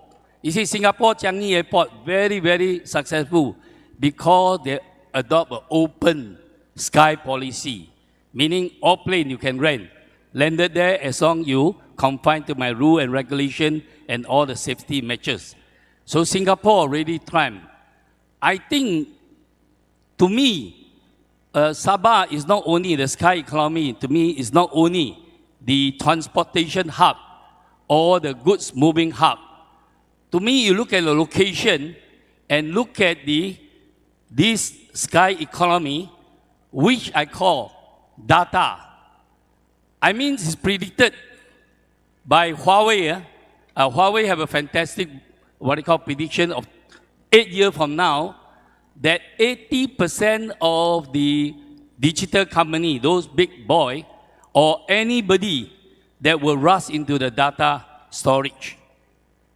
And looking at the strategic location of the Sabah, Sabah should position himself to attract all the big digital, big multi-company to come here to set up their data center with whatever your government have. And you might worry about the investment, actually not necessary.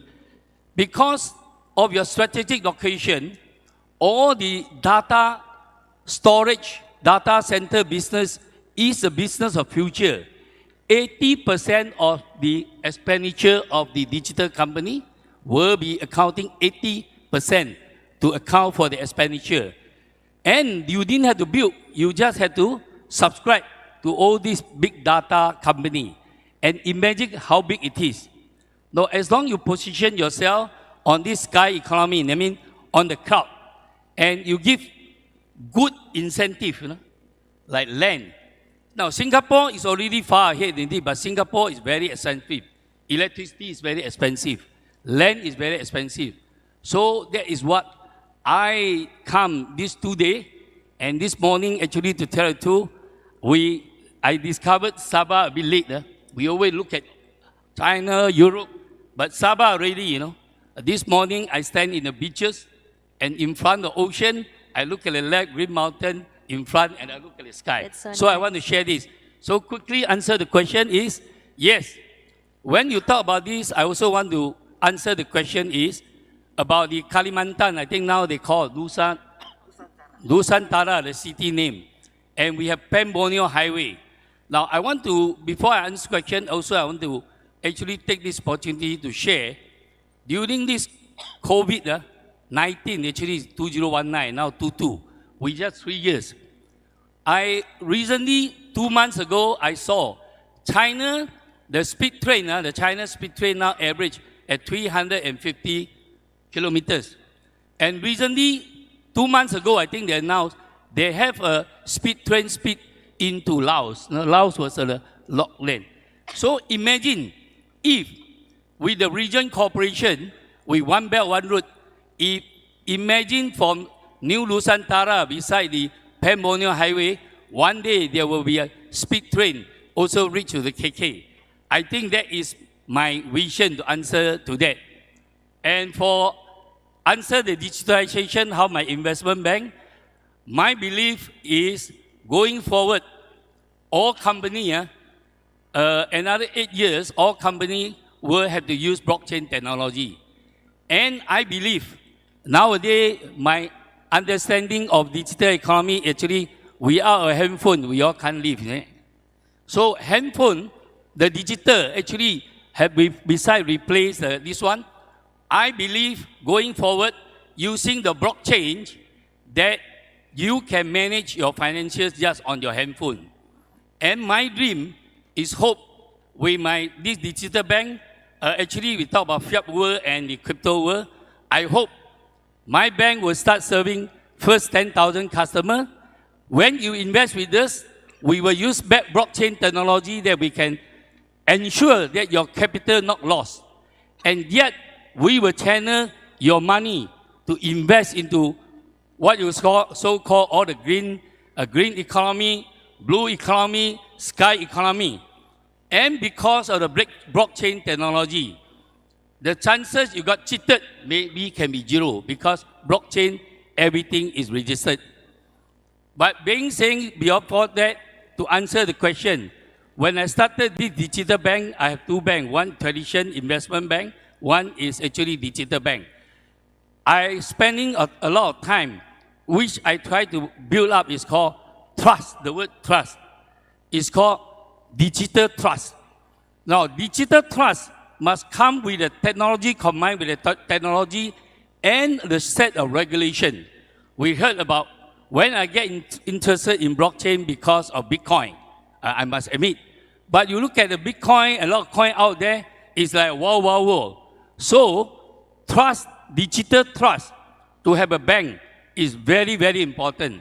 And I want to ensure when I launch the time, all the technology and the regulator, we are really properly guide and supervise and with our self-discipline to make sure the digital trust is there to give the service to my customer.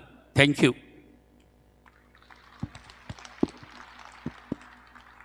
Thank you so much, Tan Sri. I know Professor Dr. Taufik is going to do a short 10-minute presentation. But we also have a question from the floor. Dato, just answer briefly maybe. I would like to invite Madam Zazila Osman. Sorry, Zazila, Madam Zazila, please step forward and maybe you can ask Professor Dato Taufik on the question. Hello, okay. Yes, I can hear you. Hello. So thank you, Madam Moderator, Puan Vivianti. I'm Zazila, I'm from Sabah Social Entrepreneur Associations. So this question is for Dr. Taufik Yap Yun Hin. Can you share to us briefly on what are the strategies taken by the higher learning institutions in making sure the gap between industry needs and students' learning can be reduced in technology and innovation adaptation? So that's all. Thank you. Thank you. This is very relevant to the universities, where universities play a very important role in order to produce high competence human resource and human capitals. And for your information, we produce about 4,500 graduates every year. And in fact, we have also intake of about the same number every year as well. So this is where UMS play this important role to produce a high quality graduate, where it's not only high in terms of the CGPA, but also competence, hands-on, and also relevant to our industry as well. So when we talk about university industry, basically this is a very related, or what we call it, synergetic relationship between university and industry, because the university cannot produce graduate which is not used, is useless for the industry. In fact, in order to create a new curriculum or program, well, we always consult the industry in order whether the curriculum that is suitable and also is marketable, because nowadays one of the criteria for for our graduate is the graduate employability. Yeah, I'm very happy to share with you that our graduate employability is 90% for the last 2 years. And we're looking forward to have another 90% in these 2-3 days for this recent graduate actually. The latest information that I have is already 89%. Well, research collaboration is one of them. How we collaborate with the industry. Actually, we have a lot of experts, and this expert is very knowledgeable, and they know how. And we are working with the industry. We have signing so many MOU and MOA. In fact, we have also produced a lot of product which have been patented actually. So this is the way that, in fact, the industry also helping our students as well by providing space, providing place for them to have industrial training, hands-on experience with them. And I'm happy that our students actually get training from all over the world, not only in Sabah but also in Peninsula, in Singapore, in China, in US as well. And this is what we want. We encourage them to go. And also at the same time, we also encourage to more students from this, from the foreign students to come to Sabah actually, with the relation and also interaction between Sabahan. Just for your information, 60% of our students in UMS actually are Sabahan actually. So that's why I'm saying that we play a very significant role to produce high quality graduate, competence workers to build up Sabah. Thank you. Professor Dr. Taufik will be presenting, he has a presentation right now. Dato, you may take the stage. Okay, I will take the stage. While waiting for that, I'd like to share Tan Sri Lee's motto of ever searching for better living. Is dedicated towards unique lifestyle facilities for Malaysians to benefit from, but continuously contribute innovative ideas and transforming the companies into new areas such as digital innovation, IoT, Internet of Things, and big data management. That's very inspiring, Tan Sri. Okay, Professor Dr. Taufik, you may continue. Thank you very much. I'm happy to be part of the team today and sharing on the advancing Sabah technology innovations and digitalizations in the 21st century. Well, when we want to talk on this topic, basically, there are two important documents that we're going to refer. First one is the Plan Pembangunan Sabah Maju Jaya, which is SMJ 2021 to 2025. And, the next slide. Yeah, the second one is Sabah State ICT Blueprint 2010 and to 2025. So SMJ was created in line with the Wawasan Kemakmuran Bersama 2030 and also the Sustainable Development Goal 2030. And there are three main focuses in order to drive the Sabah state economy, namely the agriculture, manufacturing, and also tourism. So Sabah Maju Jaya has also outlined 5 enablers to drive the economy, with the 2 enablers which are really related to the technology, innovation, as well as digitalization.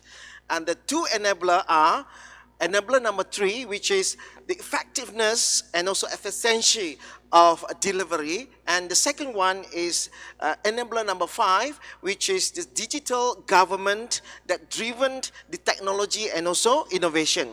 On the other hand, Sabah State ICT Blueprint 2010-2025 has a goal to make Sabah a ubiquitous state by the year of 2025. We hope that we will achieve. And the blueprint identified 3 important of the ICT, which namely the ICT as industry, the second one ICT as enabler, and the third one is the ICT for society. So ICT as an enabler is very important, especially to support Sabah key economic cluster development, which include tourism, manufacturing, agriculture, and also education. Even though education is not written in the Sabah Maju Jaya, but we look at, but it's also mentioned as a human capital. Well, in order to produce a good human capital, for sure, education is the first thing to be said. So as I mentioned just now, UMS will play a very significant also a role in order to produce competence graduate, holistic graduate, and also human resources by providing a high quality graduate. So certainly the main challenges are the implementation and also the monitoring system. Yeah, referring to the digital transformation quadrant, we can see that we need to re-evaluate ourselves whether where we are actually. First thing, whether we are still beginners, fashionists, and also conservative. But definitely we want to go to the digital master level. So there are two critical parameters that we should seriously look into. The first one is the digital capability, whereby what kind of technology to be used for the digital transformation, and this is where we can talk about digital investments such as digital infrastructures as well as infrastructures. The second thing is leadership capability, which is how to lead changes. How to lead and manage the digital transformation, not only solely implementing the new technology, but beyond that actually. So this is very important and critical, as in many cases, the failures of the digital transformation is not so much because of the digital part, but because of the transformation process itself. My last slide. So thus, there are 6 items which I list down here is rather crucial for the successful implementations and also monitoring of the Sabah State ICT endeavor. The first one, you must have a clear institutional structure. So there should be a clear structure to look after all the matters related to the communication technologies as well as the ICT activities in the state, which including physical infrastructures, and also data and information. Well, our State Secretary also mentioned about data just now. Ministry as well as the government department and the agency should avoid working in silo. Same thing as I mentioned just now. And this is the time for Sabah to establish a regulatory body that responsible to govern and also to govern the related policy and be part of the implementers of the Sabah Digital Authority. And to establish this authority, certainly an enactment needs to be drafted and to tabled. And this is very important in order to ensure the strategies and also initiative can be successfully implemented and also monitors. Otherwise, we are afraid to what we are written and documented nicely will just remain on papers. So implementation is very important. The second one is openness and adaptability at the level of the digital transformation. As I mentioned, that digital is not a big problem, whereby the transformation part is more important, which means managing is one of the important things. Data, the third one is data to be used as an enabler, and also sovereignty is protected. The existing rule of the data center for the Sabah should be enhanced and also empowered to allow and to encourage data sharing between the agency. As what I mentioned just now, shouldn't be a silo system to ensure the data integrity and also accountability and go beyond normal data analytic by focusing on intelligence solution and also big data analytic, including the artificial intelligence-driven intelligent data management. The fourth one is the skill, talent, need at all level. Well, Whereby Sabah actually need enough pool of talent, particularly among the local, and this is where UMS will play as an institution of higher learning, the only university in Sabah to play this important role in order to developing and also producing the right talents for the ICT needs in Sabah. UMS has specific IT related academic program that produce graduate to meet the need of the ICT industry, particularly in Sabah. And in order to produce more ICT expertise in Sabah, we have programs so-called the foundation, the SPM lever, they can come to study, and we have a foundation in IT. The second one, we also produce a new program so-called science computer, specialized on the data science. The outgoing retooling or existing talent should be made a continuous effort, and this can be achieved by providing relevant training. And also, this is also a continuous process, and all agency should also be ready to learn, unlearn, and also relearn. The government should consider obtaining input from the world-renowned ICT expert, and this is we have quite a number of IT experts in the campus. And apart from organizing international seminar or conference, one way to tap their expertise is by appointing them in the advisory board of the government agency. And also the cooperation between the corporate and also public sectors, which including the higher learning institution, particularly in R&D. So we need to spend some money to do some research, and also innovations, and also digitalization should also be encouraged. The number 5, to focus on precise and specific output based on their enabler. This is very specific.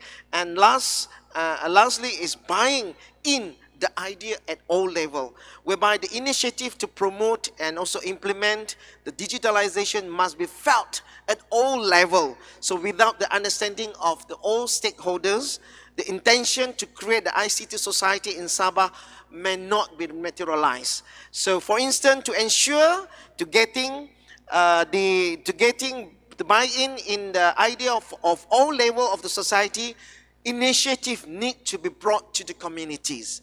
And one suggestion is that to set up digital innovation centers in each zone of Sabah, or even in fact district in Sabah. In conclusion, ICT and also digitalization will remain as the main driving force, hence offering vast potential for creation of wealth and also employment, as well as efficiency in the service delivery. To maximize the benefit of the ICT and also the digitalization, Sabah should provide the right platform and also ecosystem for the ICT to grow and also expand, and so encourage the technological innovation.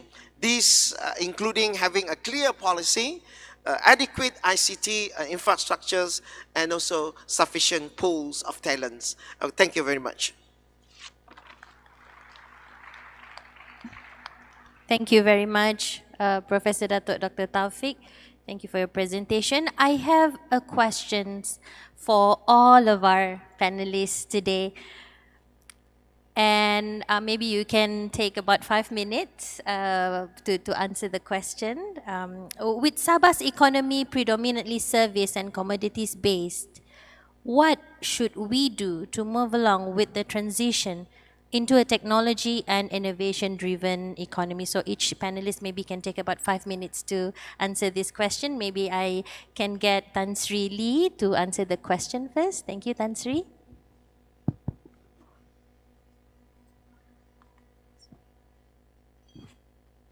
You don't mind to repeat the question again?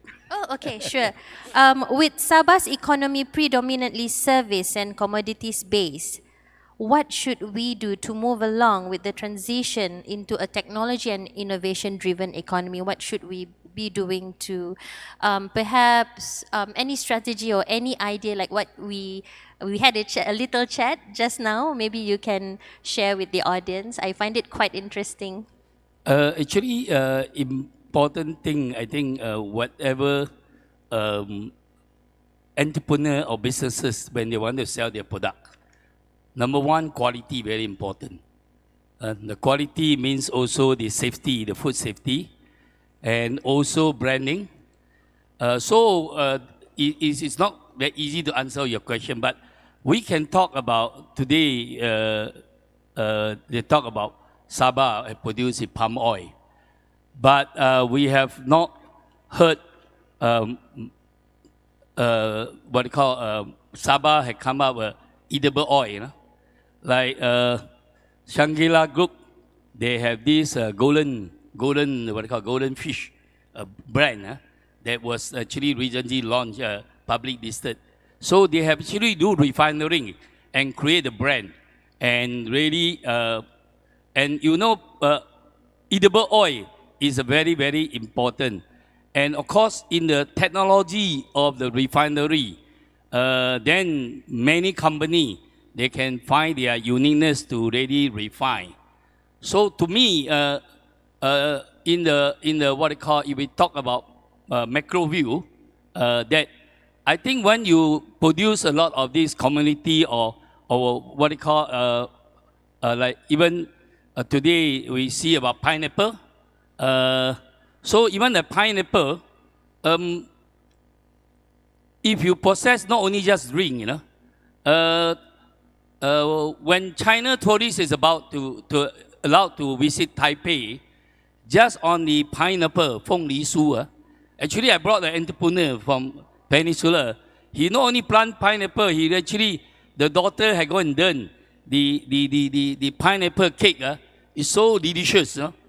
And that business is in the buy about, I think every year, Taiwan just sell to the tourists, to the mainland tourists when visit Taiwan, in the hundreds of millions. I forget the figure, easily 100 million NT.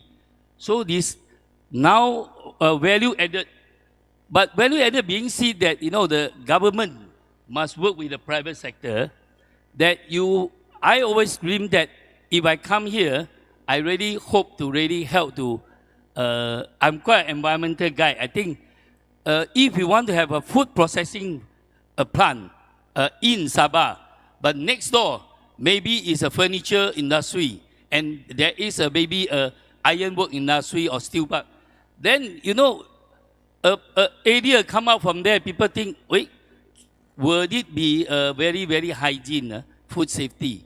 So I think for Sabah, you answered the question, I think government can work with the important developer to really start a really food industry processing, and encourage, say for example, durian.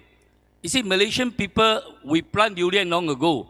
I got a lot of friends plant durian, finally you had to chop off because no market. But now you heard about China market coming out and plant durian. Not necessary. Actually, you eating, sometimes you cannot sell them much because, you know why? Of the season. One durian, you go there, basi already, 1 week. So why durian now suddenly become this?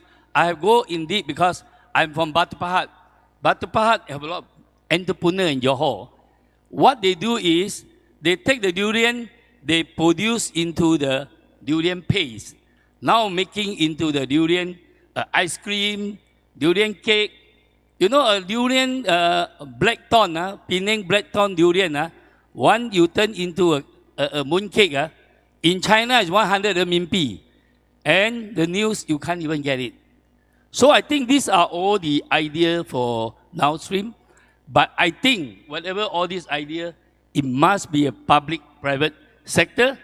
And the government come in to help and then to create a very clean environment and make the businessmen, what they produce in the area, water is very clean, they can get good electricity supply, non-disrupted, and also the logistic. The logistic is very important. I hope I didn't take more than 5 minutes. Thank you. There you go, ladies and gentlemen. Private-public partnership, yeah, Tan Sri. My dad is from Batu Pahat as well, Sri Medan. Okay, so maybe we can invite Professor Dato Sri Dr. Mike Chan to maybe give your thoughts. I sincerely think the government have to give more support. You know, even in Sabah, we have a few labs here. We brought the Germans and built up a highly advanced lab, and we spent $6 million to build that lab. So when my MIT colleague who came from US and saw the lab, they say, wow, this lab is in Sabah.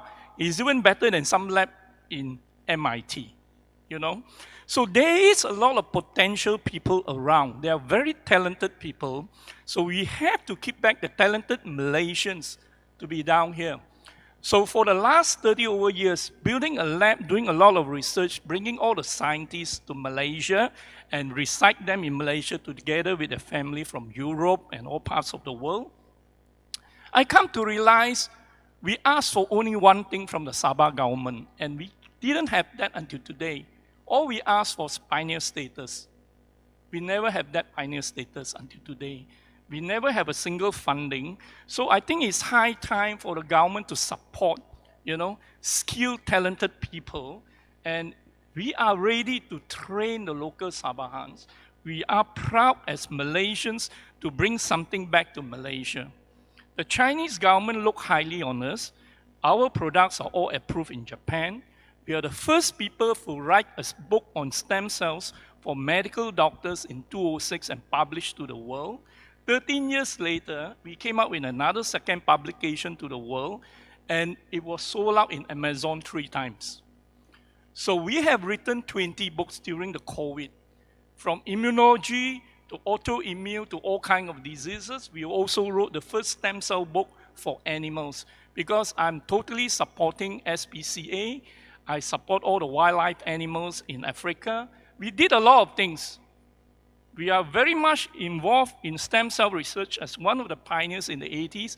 And in the 80s or even in 2000s year, when we talk about stem cells to many parts of the world, no one really understands what is stem cells. And here we have been doing it in the 80s with the Soviets, with the Germans, with the Swiss, with the Italians, with the Austrians.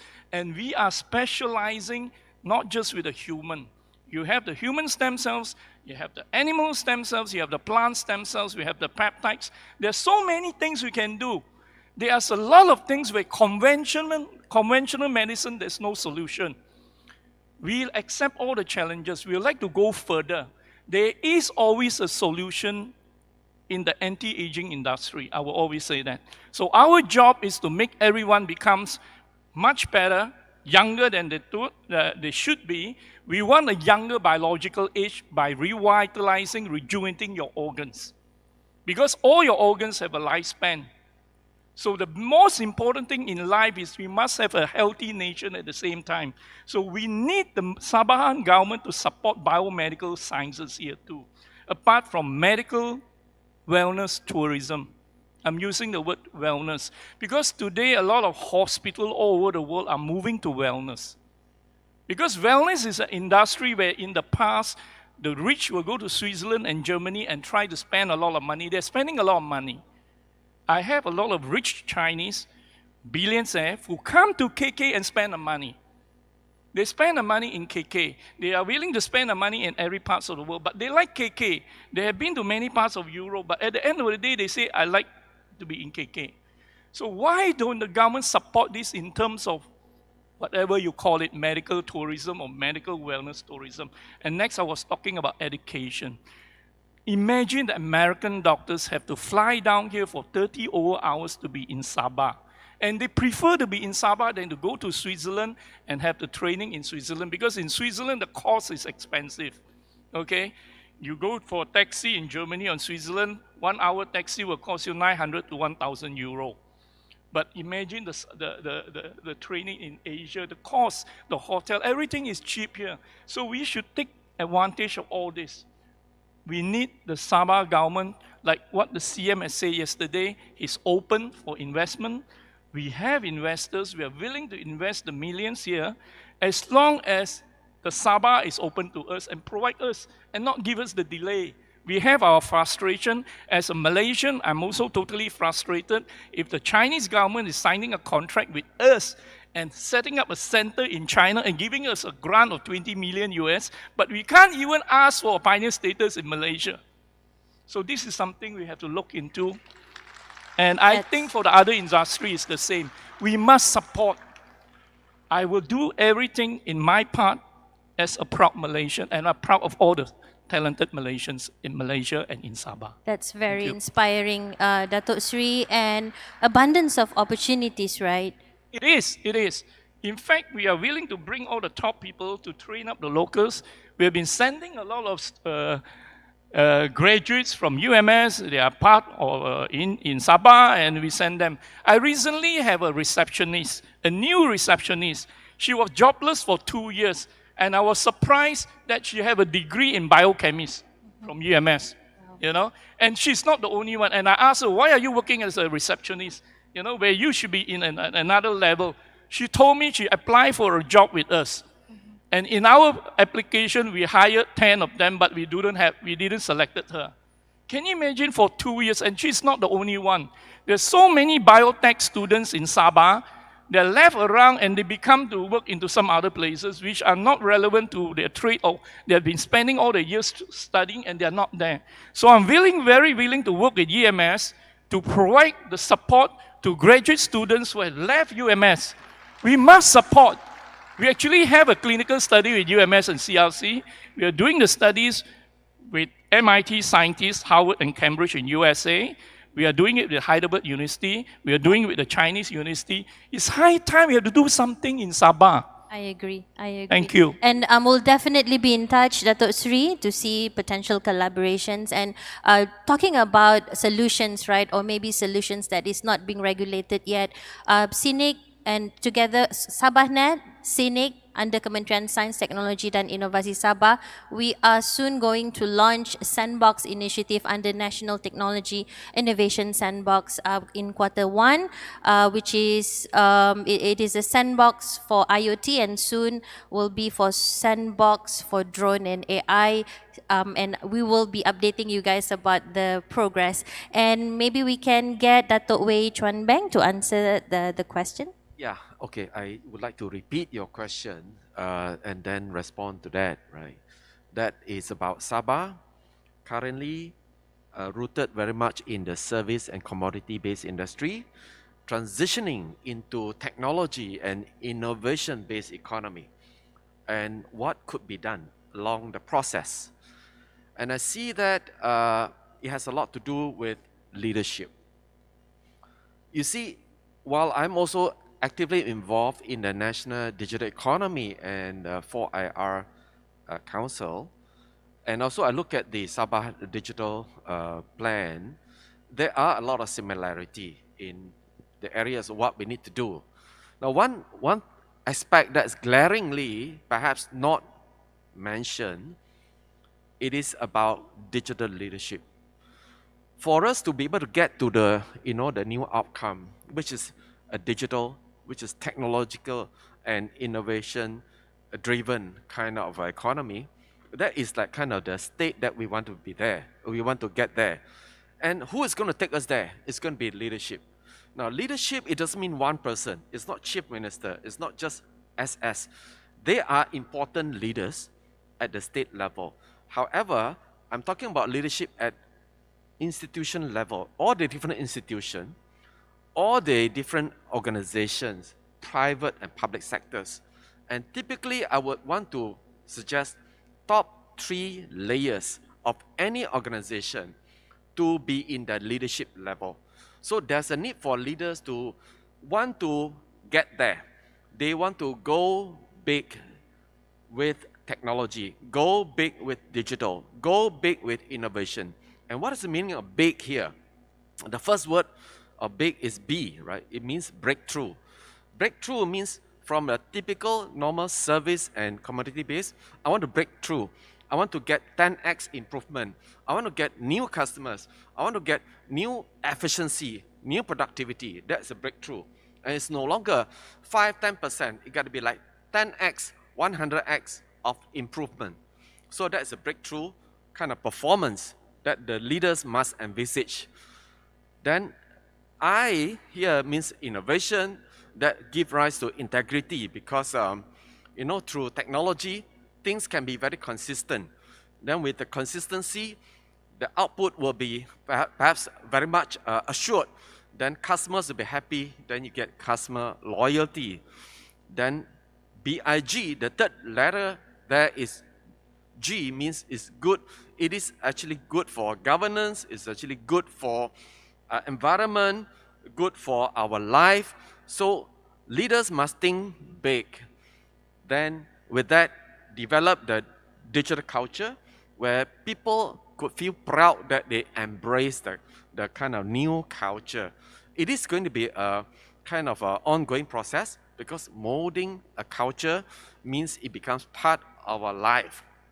And that will require constant so-called shifting of our habit, shifting of the way we operate. And therefore, over a period of time, then we have entrenched digital culture. And then with that, digital strategy, how to actually deploy technology in the area that matters to achieve the breakthrough performance, the process, the people. And lastly, the people is about the talent transformation. And that talent transformation is actually at all levels. To start with, leadership, they have to continuously receive coaching, receive the kind of information. They must actually have the spirit of lifelong learning at the leadership level. Then cascade it down. And therefore, not only the school leavers that has to be exposed to the new technological kind of competencies, but the existing people in the so-called either government or the private sectors will need to also go through reskilling, upskilling on a continuous basis, all the way to the gray hair, silver hair, and whatever hair, right? So it's lifelong learning along the way, then only we could eventually transform into technologically and innovation-led economy. Thank you so much, Dato'. We'll definitely get in touch with you. I'd like to get you as one of our mentors to mentor more Sabahans through SICC. I'm afraid I can't give you 5 minutes, Dato'. I can only give you like maybe 1 minute. Okay, Is that no okay? problem, Or no 2 minutes? problem, no problem. Thank you so much. I'm glad that Dato' Wei mentioned about leadership that I mentioned in my talk just now, and also I also want to comment on Tan Sri Lee regarding on the abundance of natural resources, where we are rich in terms of natural resources. We have what they call it, petrol, we have oil, we have palm oil, we have so many nice places, diversities actually. Well, what can we do with it, all this teaching? I mean, with this pandemic, and with this the pandemic actually teach us we cannot highly dependent on these natural resources actually only. Okay, what can we do is we have to go to the next step, which is, okay, from the crude oil. Basically, crude oil is useless for us. Do you take any crude oil for your food or for your car? No, it's useless unless you transform into a kerosene, unless you transform into gasoline, unless you transform into what they call it as an aviation fuel that only can be used. So what can we do is, we cannot highly depend on this upstream drilling of crude oil, but we have to go to the downstream where we can add value to our product actually. As mentioned by Tan Sri just, we cannot just sell the raw material of a durian anymore, but we sell it in a different form of durian, whereby this is what we have to do. And this, in fact, we can produce graduate that can be competent to do all this job. And in fact, we are happy to hear that the industry would like to take the graduate from UMS. In fact, we produce highly accredited, what they call it, the accredited program in university, and also not only by the local accreditation body, but also by international accreditation body. And this is where we are moving a lot. And another thing is, maybe we also produce a natural gas. Natural gas we only use as a cooking gas only. More than that we didn't use it. No, we should have the R&D, the government of the science, the ministry should develop and also implement funding for all these things so that we can go for R&D. And this is where the university play the role. Thank you very much. Thank you very much, Professor Dato' Dr. Taufik. That's very inspiring. Ladies and gentlemen, we have come to the end of the panel session, and it is... Oh, okay, sure, Tan Sri, please. Half minute I forgot to mention. This topic called Advanced Sabah. I believe I want to support the two V's. We talk a lot about education, training people. But I think at the stage of in the digital world and things like that, I think when just now I talk open sky, and I think Sabah, especially after pandemic, you must be very open to attract the talent to come, And the best to have even visa on arrival, That is the way I believe. Because, we know good people are 98%. Like even you get COVID, not 98% die, only 2% in casualty. It's the same thing. So I think a very open of really allow the visa, allow the stay, as long nowadays with the ICT, you please know your customer, like your state already just link with the police, people got this one, you don't let it come. The rest, you must be very open. I think, to me, that is a faster way also to advance Sabah. Thank you. Thank you so much, Tan Sri. Ladies and gentlemen, we have come to the end of the panel session, and it is a privilege to be on stage with everyone here. And on behalf of Sabah Creative Economy and Innovation Center, I'm grateful and thankful for this opportunity, learning from experienced and knowledgeable panelists. Thank you to the audience for listening and participating in this session. And I hope all of you are inspired by this session. And before we end, I just wanted to say that Sabah is more than just tourism. We are more than just agriculture and whatever you watch on TV.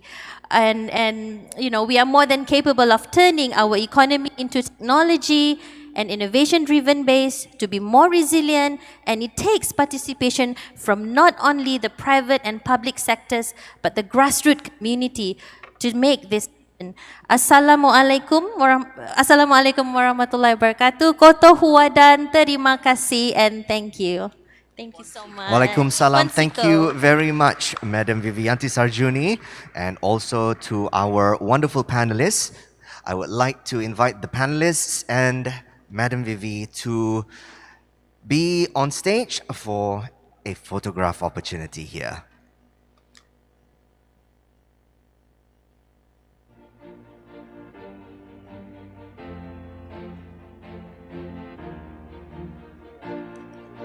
Let's give a big hand one more time to Tan Sri Lee Kim Yew, Professor Dr. Taufik Yap, Professor Dr. Sri Dr. Mike Chan, and Yang Berbahagia Dato' Wei Chuan Beng. Thank you also, Madam Vivi, for moderating that wonderful session. I would also like to share that SICC is sharing not everyone can get, but yeah, we have distributed Alert and Awake drink shot, energy shot to participants and all of the panelists. Thank you very much, Vivi. All right, before I invite Tan Sri Majid Khan to deliver his closing remarks, I would like to once again welcome our virtual delegates. Thank you so much for joining us via YouTube and also on the Facebook page of Sibes 2022.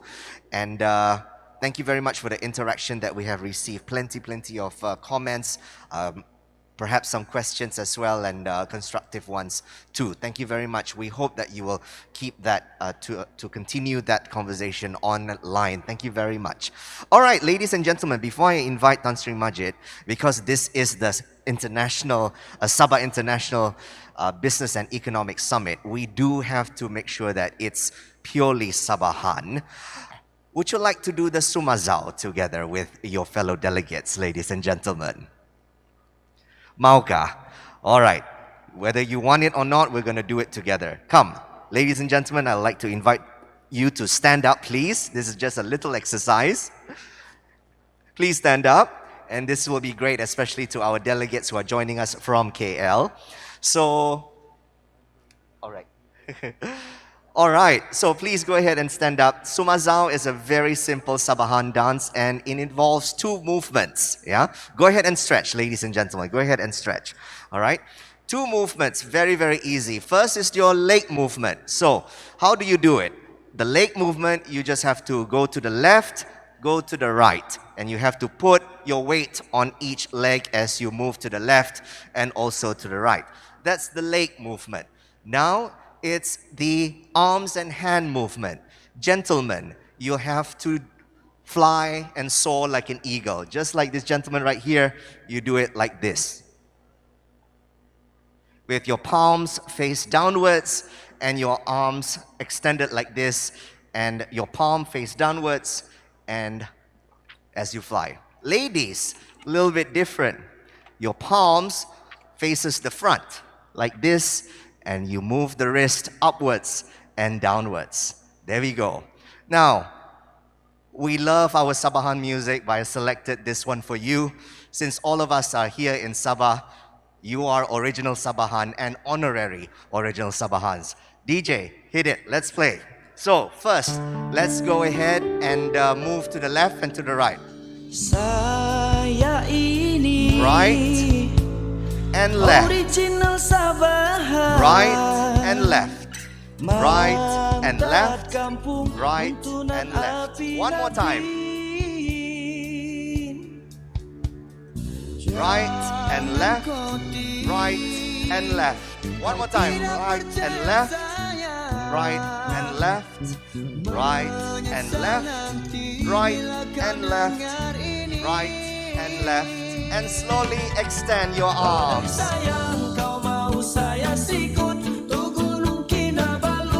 While you're doing your left and right,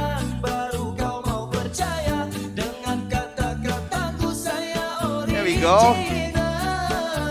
Let's do a circle to the right now.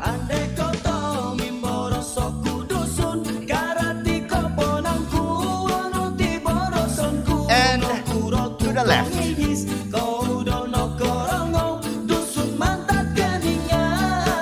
And put your arms down. Now, meet your friend who is standing next to you. No social distance. Well, please, social distancing. Go ahead, meet your person to the left or to your right. And I would like for you to dance together with this person, please. Either doing the left and right or extending your arms. I already see a lot of you extending your arms. Go ahead, please dance, ladies and gentlemen. I'm going to do this dance with the CEO of Sabah Tourism Board, Madam Norida Othman. Thank you so much for extending hospitality.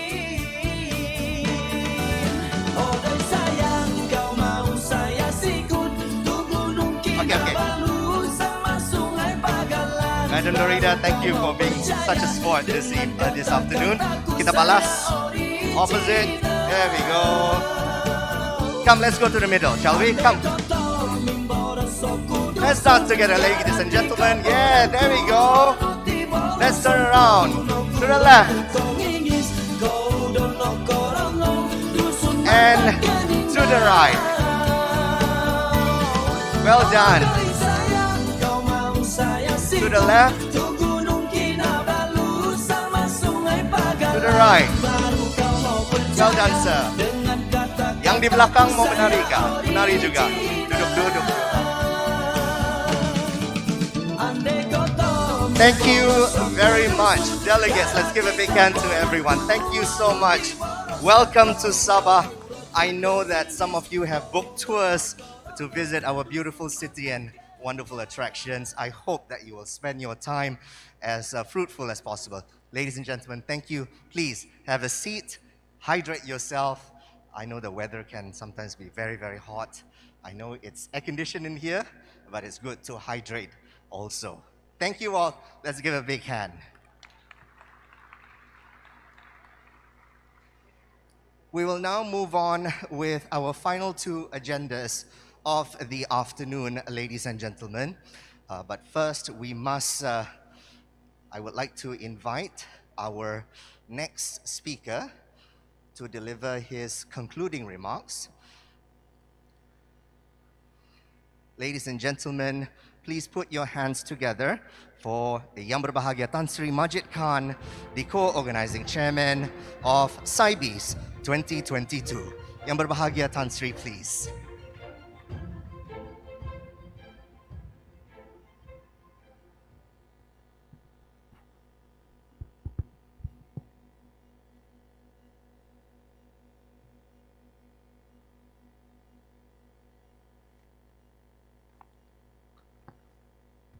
Good morning, ladies and gentlemen. Well, we have come to the end of our 2 days very intensive promotion made by the Sabah government through the Chief Minister, Deputy Chief Minister, and various other speakers. I think it is very clear, the government has made it very clear, they're open for business, they're business friendly, and they are ready to go all the way to help you to make sure that you are going to invest in Sabah. Well, I don't have to tell you of the potential. I think the Chief Minister, the Deputy Chief Minister, and the various other speakers have made it very clear that there is tremendous potential going forward.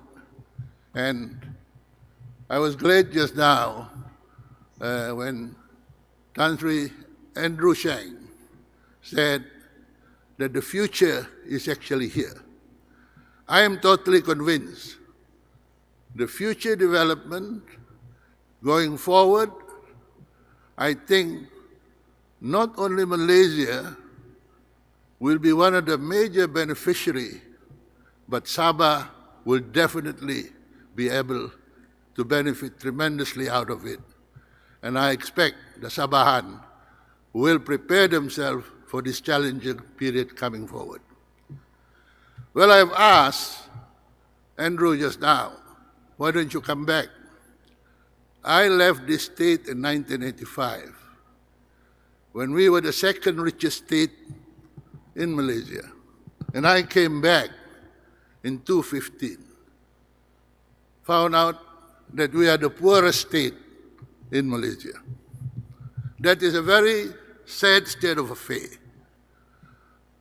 When I came back, I decided, being Sabahan, love my state. It's a beautiful state, and the people are very charming. I decided to come back and invest in the planting of trees. Well, did I make the right choice? I think I did. Unfortunately, as I say, there are a lot of Sabahan who are abroad. And I know a number of them are listening to me. They are online, on the Zoom. They're very professional. Some of them are very successful businessmen that I know of. They're all over the world, and I met most of them. I'm making the appeal to them to come back. Those who have made enough money, come back and invest in Sabah. Those who have got all the knowledge, the experience, come back and try and help the state. I think there's a tremendous future going forward as far as the state is concerned. I understand earlier on, the Chief Minister was witnessing the signing of 4 memorandums. They're investing in property development, investing in agricultural development, and also one in the solar development. So this is a positive result of this seminar that we have. And the other thing I'm very pleased was, yesterday, when the Chief Minister announced that the private sector in the timber industry in Sabah has decided to plant 80 million trees with an investment of about 400 million every year for $4 billion over the next 10 years. I want to congratulate the timber industry. Well, we are coming to the end of our conference. A lot of you, the investors, have come a long way. Spend your time, 2 hours here, listening to us, trying to promote investment. I think it's about time, maybe, you people should go back, think over, look at the potential. I think the state government has given you an assurance that they are ready and they are willing to go all the way to support you.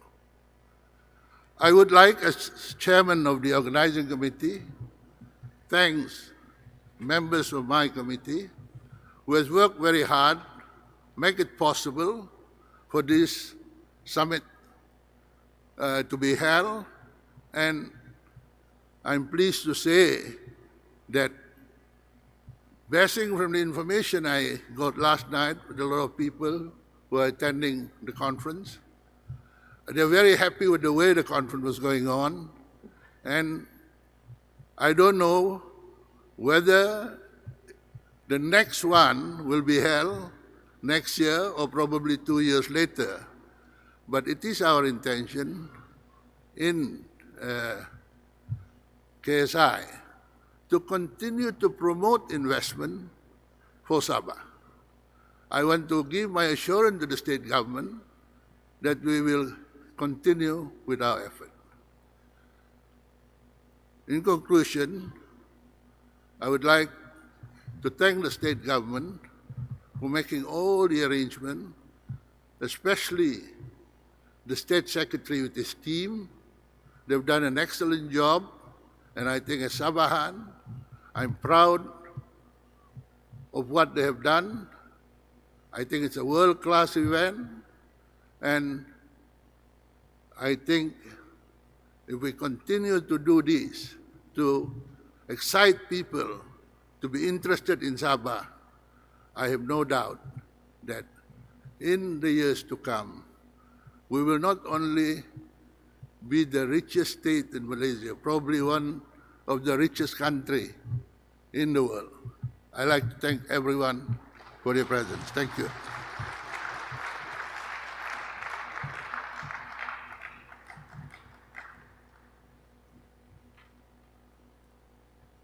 Thank you very much, Yang Berbahagia Tan Sri Majid Khan, the co-organizing chairman of Sibes 2022. Once again, let's give Tan Sri Majid a warm round of applause, please. We would also like to welcome back the Honorable Dato' Sri Panglima Dr. Jeffrey Kittingan, our Deputy Chief Minister of Sabah. Dato' Sri Dr. Jeffrey, thank you very much for returning, and shortly he will be addressing all of us in the closing ceremony. Ladies and gentlemen, you heard from Tan Sri Majid that perhaps next year or in 2 years' time there'll be Sibes 2022. Would you like to attend the next Sibes 2023 or 2024, ladies and gentlemen? Very good. There's a lot of you who would like to attend. It's okay. Half this room is already empty, and I know there's so many eager ones as well. Well, that's your answer to our wonderful Sabah state government. We need to have Sibes again, perhaps in next year or in 2 years' time, as Tan Sri Majid suggested. Ladies and gentlemen, to deliver his closing address, please welcome the Honorable Dato' Sri Panglima Dr. Jeffrey Kittingan, the Deputy Chief Minister of Sabah.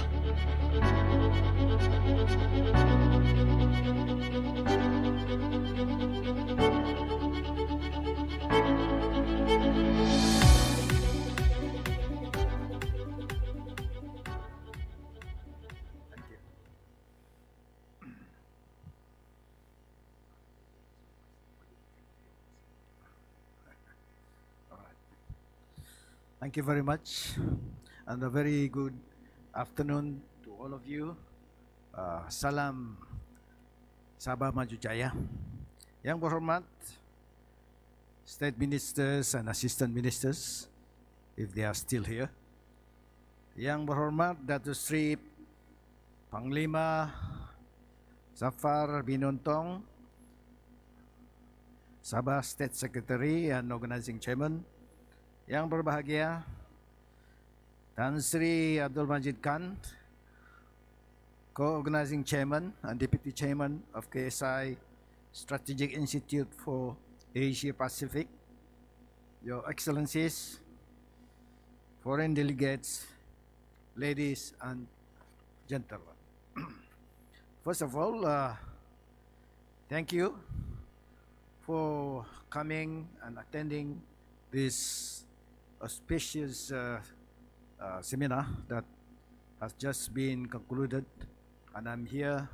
I'm glad and honored to be giving these closing remarks in the presence of esteemed participants, dignitaries, and investors. you have come a long way from far and near. I would also like to express my appreciation to esteemed speakers and panelists for their valuable contribution in the summit over the last couple of days. My deepest gratitude goes to all who attended this summit and helped to make it such a successful event. This summit has touched on various topics covering the outlook of Sabah's economy, the investment landscape, to agriculture, transformation, and economic digitalization. I therefore believe the discussion and recommendations would be very useful to bring Sabah into the next decade. I personally think this summit has been very effective in meeting the objective, which is to promote discourse on building an inclusive, sustainable, and innovative Sabah economy. The summit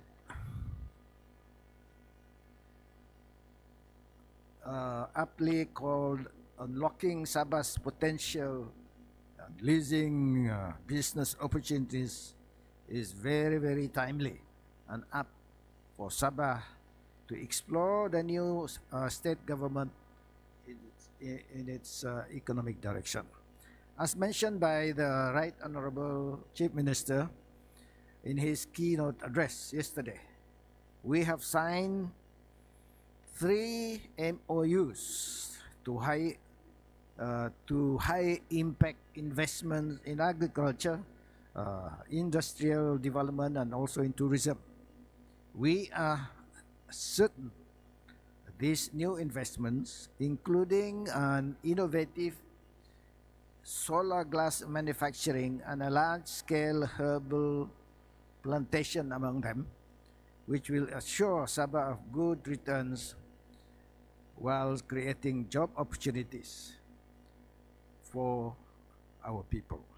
The state government recognizes the importance of tourism as an economic catalyst and welcomes investors for win-win business opportunities in this sector. This will enhance our competitiveness as we want to ensure that Sabah remains as one of Malaysia's favorite destination. While the COVID-19 pandemic has affected global tourism, we are very optimistic that the tourism sector will recover once borders are open, and I am also certain once the borders are open, tourism will have a new boom indeed, and good for Sabah. Ladies and gentlemen, as mentioned by our Honorable Co-Chairman earlier, we would like to see you again in the next year or maybe in the next 2 years. And I hope that this seminar, this kind of seminar, global seminar, can be held every 2 years, and in between perhaps smaller scale seminars. So with that, a very big thank you to all of you for your contributions, for your ideas and suggestions. And also we look forward for you to return here, not just yourself, maybe with your families. Thank you once again, and bon voyage. Thank you.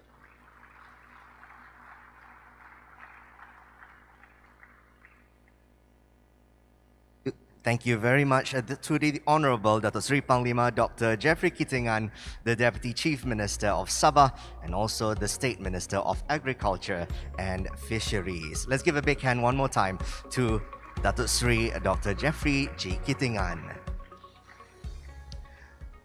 Well, ladies and gentlemen, you heard it from the Honorable Deputy Chief Minister himself, and that I will conclude with these words. Ladies and gentlemen, I hope to see you next year in what the Deputy Chief Minister said, a smaller scale event next year. But I'll do say this, I hope to see each and every one of you back here in this hall for Sibes 2024. My name is Ben Uzair. Have a wonderful afternoon. It is important that all of us gather together in order to achieve the vision and mission of Sabah Maju Jaya. Lunch is now served in the room next door. Thank you very much. Koto Huadan, terima kasih, and a very productive week ahead to each and every one of you. Thank you. This Sibes 2022 is now concluded.